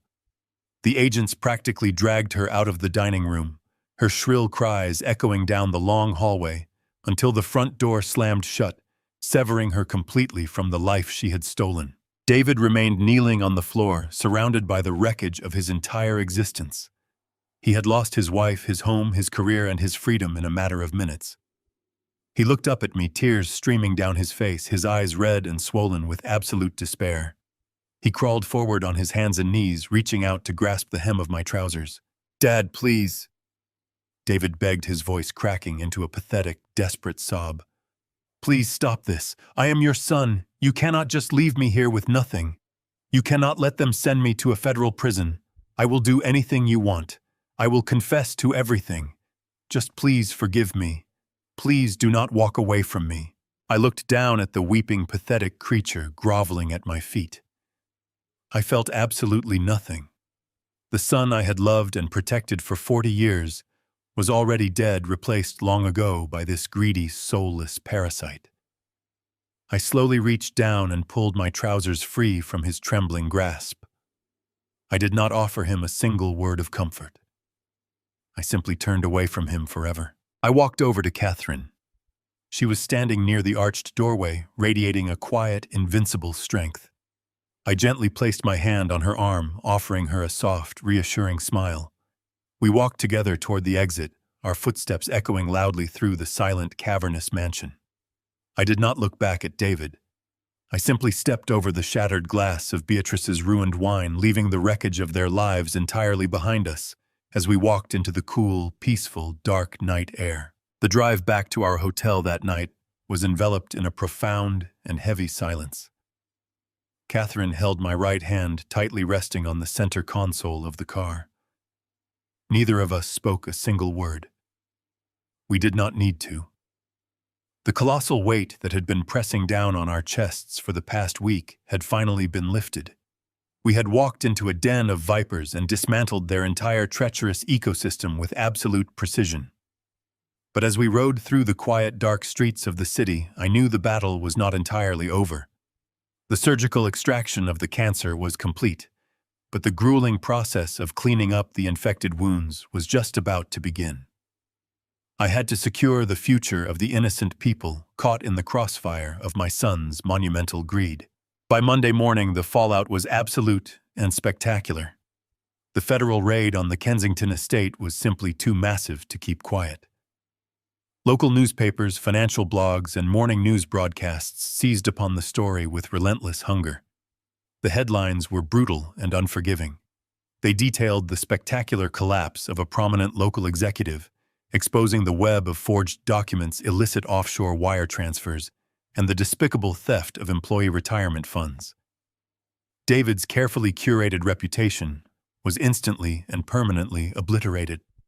The elite business community that had once eagerly accepted his lavish dinners and expensive gifts immediately turned their backs on him.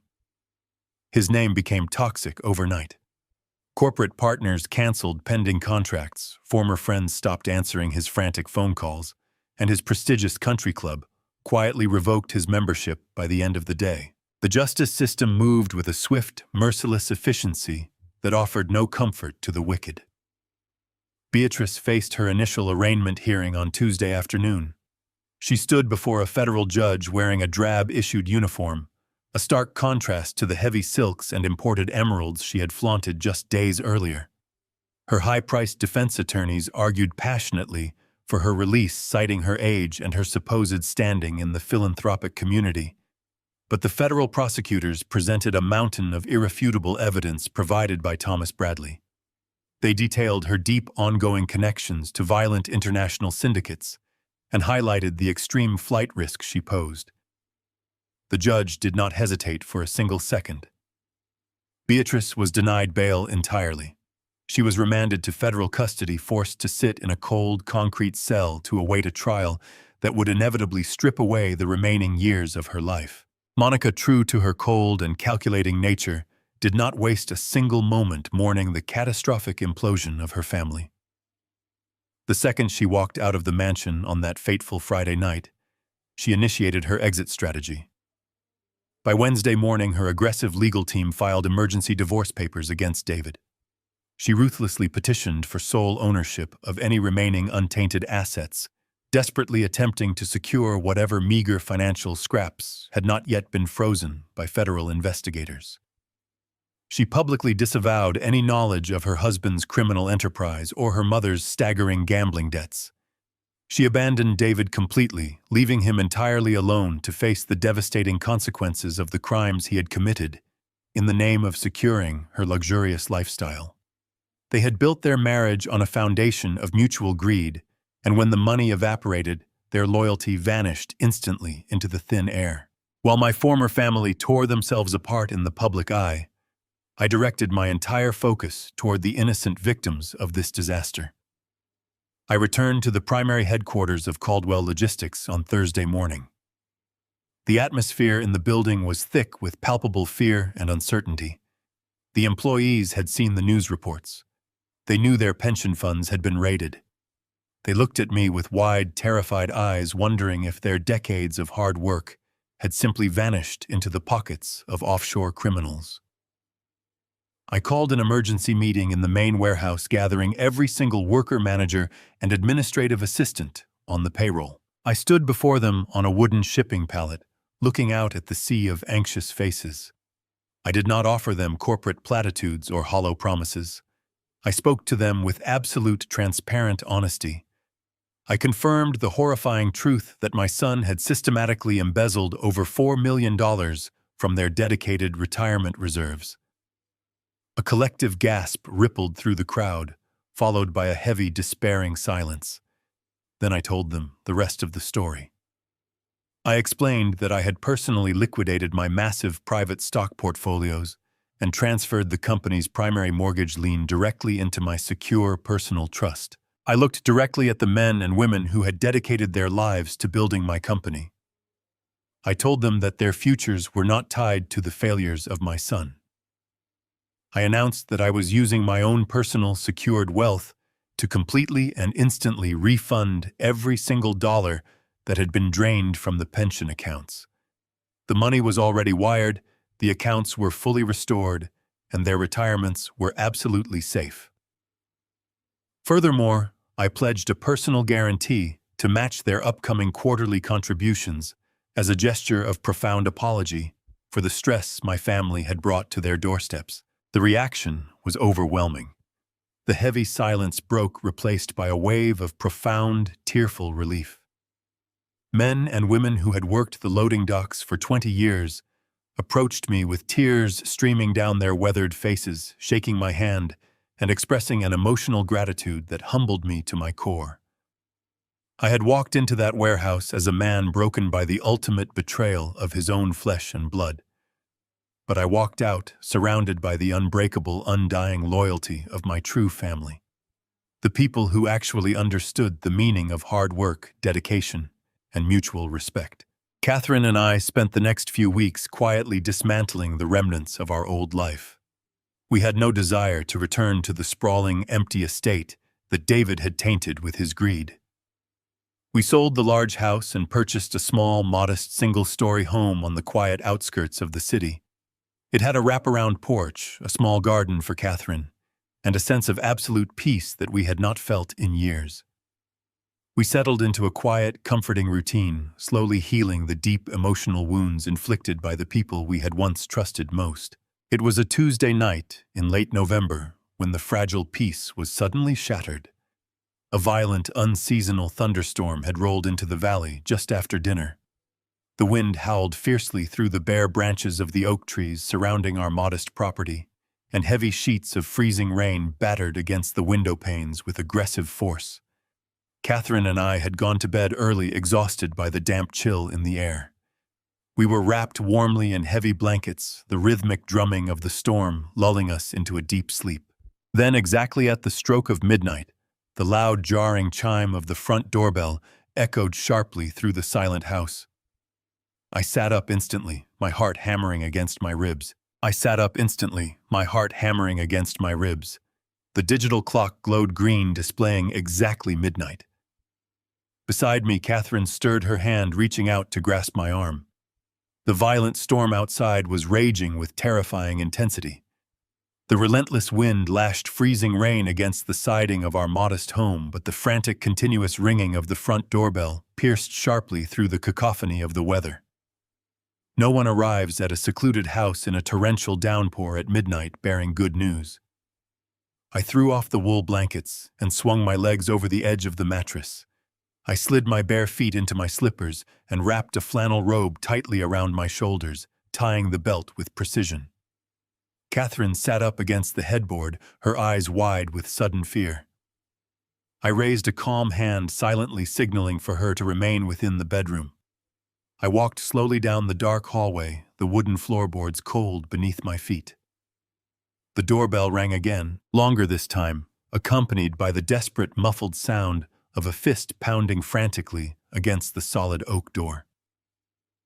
I reached the small entryway and flipped the switch for the porch light. I hesitated for a fraction of a second before reaching out, gripping the brass deadbolt and turning the latch.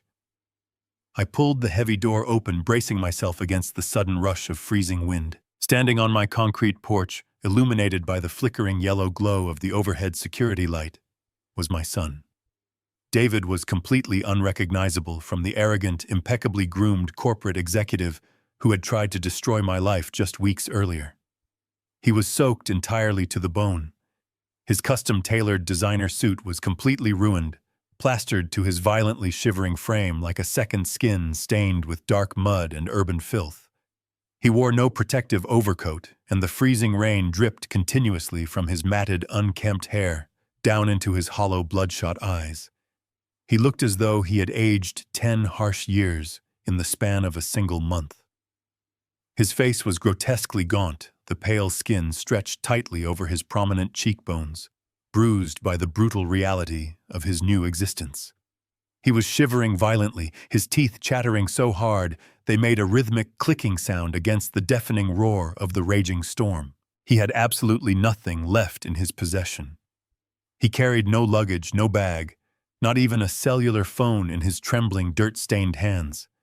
He was a broken, desperate creature who had been entirely chewed up and spat out by the very same harsh reality he had so arrogantly tried to manipulate.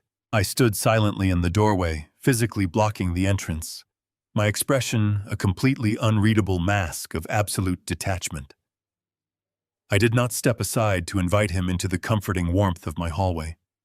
I did not offer him a dry towel or a cup of hot coffee. I simply looked down at him, letting the freezing cold reality of his pathetic presence settle heavily between us. David looked up at me, his wide eyes brimming with an agonizing mixture of absolute terror and profound desperation. He opened his mouth to speak, but initially only a ragged, choking sob escaped his trembling lips. He fell heavily to his knees on the wet concrete planks of the porch, the freezing rain continuing to beat down relentlessly upon his hunched, defeated shoulders. He reached out, with trembling blue-tinged fingers, hovering his hands just inches from the hem of my flannel robe, clearly too terrified to actually make physical contact with me. "Dad." David wept, his voice a hoarse, broken whisper barely audible over the howling, unforgiving wind. "Please, Dad. You have to help me. I have absolutely nowhere else to go. I have walked for miles through the city in the freezing rain. I have absolutely nothing left." I remained perfectly still, a silent, immovable sentinel, guarding the hard-won peace of my new life. I waited patiently for him to continue, knowing with absolute certainty that the true cowardly nature of his character would inevitably reveal itself even in his absolute lowest moment of defeat. David sobbed much louder, wiping his wet, filthy face with the back of his shivering, bruised hand. "It was not my fault, Dad," he pleaded, his voice rising in a frantic pitch as he desperately tried to rewrite the damning narrative of his own spectacular destruction. "I swear to you on my life it was all Monica and Beatrice. They completely brainwashed me. They manipulated my emotions. Beatrice was drowning in those massive, dangerous syndicate gambling debts, and Monica threatened to leave me forever if I did not find a way to maintain our luxurious lifestyle. They pushed me into a corner, Dad. They made me forge those financial documents. They essentially forced me to take that employee pension money. I never wanted to hurt you. I was just trying to save my failing marriage. I was terrified of losing everything I had built, and they completely poisoned my mind against you. They convinced me you were losing your memory. They made me believe the conservatorship was the only logical way to save the company from your declining health. It was their wicked plan from the very beginning." His frantic words were a cowardly attempt to deflect the undeniable weight of his criminal guilt. Even now, destroyed and kneeling in the freezing mud like a stray animal, he could not accept unconditional responsibility for his own breathtaking greed. He was still the exact same arrogant man who had planned to lock his own father away in a sterile, isolated psychiatric ward. He looked up at me again, his swollen eyes silently begging for a shred of the paternal weakness he had ruthlessly exploited for decades. "Monica took everything from me, Dad." David continued, his voice cracking with sickening self-pity. "Her ruthless divorce lawyers froze all my personal offshore accounts. The federal prosecutors have permanently seized whatever remaining assets I had left. My so-called prestigious friends will not even answer my desperate phone calls anymore. I am sleeping on the dangerous streets of this city. I am freezing cold, and I am so unbelievably hungry.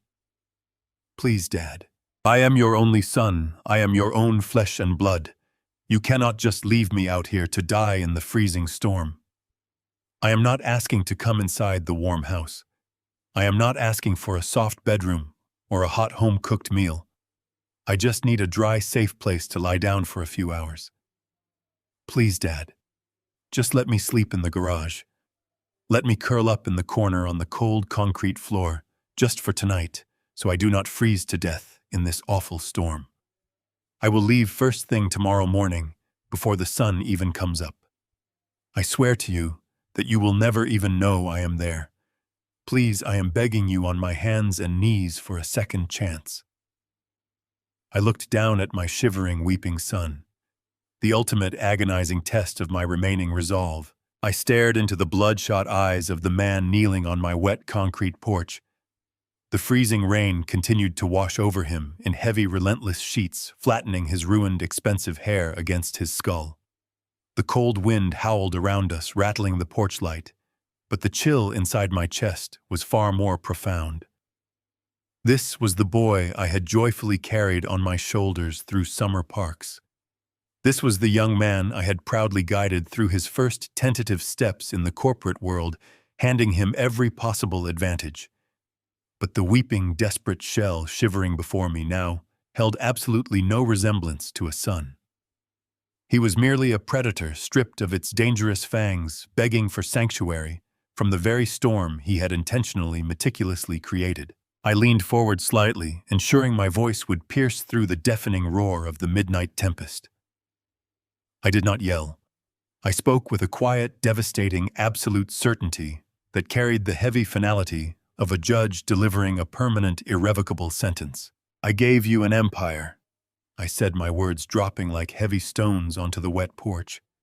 I handed you a legacy of honor, a life of unimaginable privilege, and an open door to everything I had built with my bare hands. And in return, you tried to put me in a cage. You conspired to lock me away in the dark, to erase my entire existence simply so you could comfortably feed your endless, pathetic greed. David let out a loud, wretched wail, dropping his head until his forehead nearly touched my slippers. He reached out again, his fingers scraping desperately against the concrete. "Dad, please, I am begging you," he sobbed. "You are not my son anymore." I continued, cutting off his pathetic pleas with absolute, unyielding finality. "You are simply a consequence of your own greed, and consequences must be faced alone." I stepped backward into the dry warmth of my entryway. David lunged forward, his hands slapping loudly against the wooden threshold, but I was already moving. I grabbed the heavy brass handle of the solid oak door. I looked at him one final time, watching the horrifying realization wash over his pale, freezing face. I pulled the heavy door shut. The thick wood clicked securely into the frame, instantly silencing his desperate, muffled cries. I reached up and turned the heavy brass deadbolt, hearing the solid metallic thud lock him out of my life forever. I stood in the quiet hallway for a long, reflective moment, listening to the muffled drumming of the rain against the glass. I realized that the man I had mourned did not die tonight. He had died many years ago, slowly replaced by a stranger entirely consumed by his own vanity and blind ambition. I had finally accepted the profound truth. My breathing was slow and perfectly even. The crushing weight that had burdened my shoulders for the past 48 hours was completely gone. I untied the belt of my flannel robe, adjusted the collar, and turned away from the door. I walked slowly into the main living room. The small brick fireplace was glowing with a warm, comforting amber light. Catherine was sitting in her favorite armchair, a thick, woven blanket draped elegantly across her lap. She looked up at me as I entered the room, her eyes searching my face for any lingering signs of regret, guilt, or hesitation. I simply smiled. I walked over and sat down beside her, reaching out to gently take her warm hand in mine. We sat together in the peaceful golden glow of the hearth, listening to the storm raging harmlessly outside our thick walls. We were finally safe. Our hard-won legacy was completely protected from the vultures who had tried to tear it apart, and our remaining years belonged entirely to us. Blood makes you related, but loyalty and respect make you family. As a parent, your natural instinct is to protect your children at all costs, to offer them the world on a silver platter. But blind generosity to an entitled heart only breeds monsters.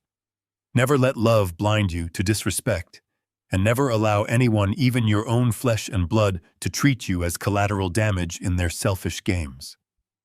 Sometimes the most profound act of self-love and tough love combined is having the courage to close the door on those who only saw your worth in dollar signs. Have you ever had to cut ties with a toxic family member to protect your own peace? Share your story in the comments below. Do not forget to hit the like button and subscribe for more real-life stories of survival, betrayal, and ultimate justice. Thank you for watching and supporting my channel today.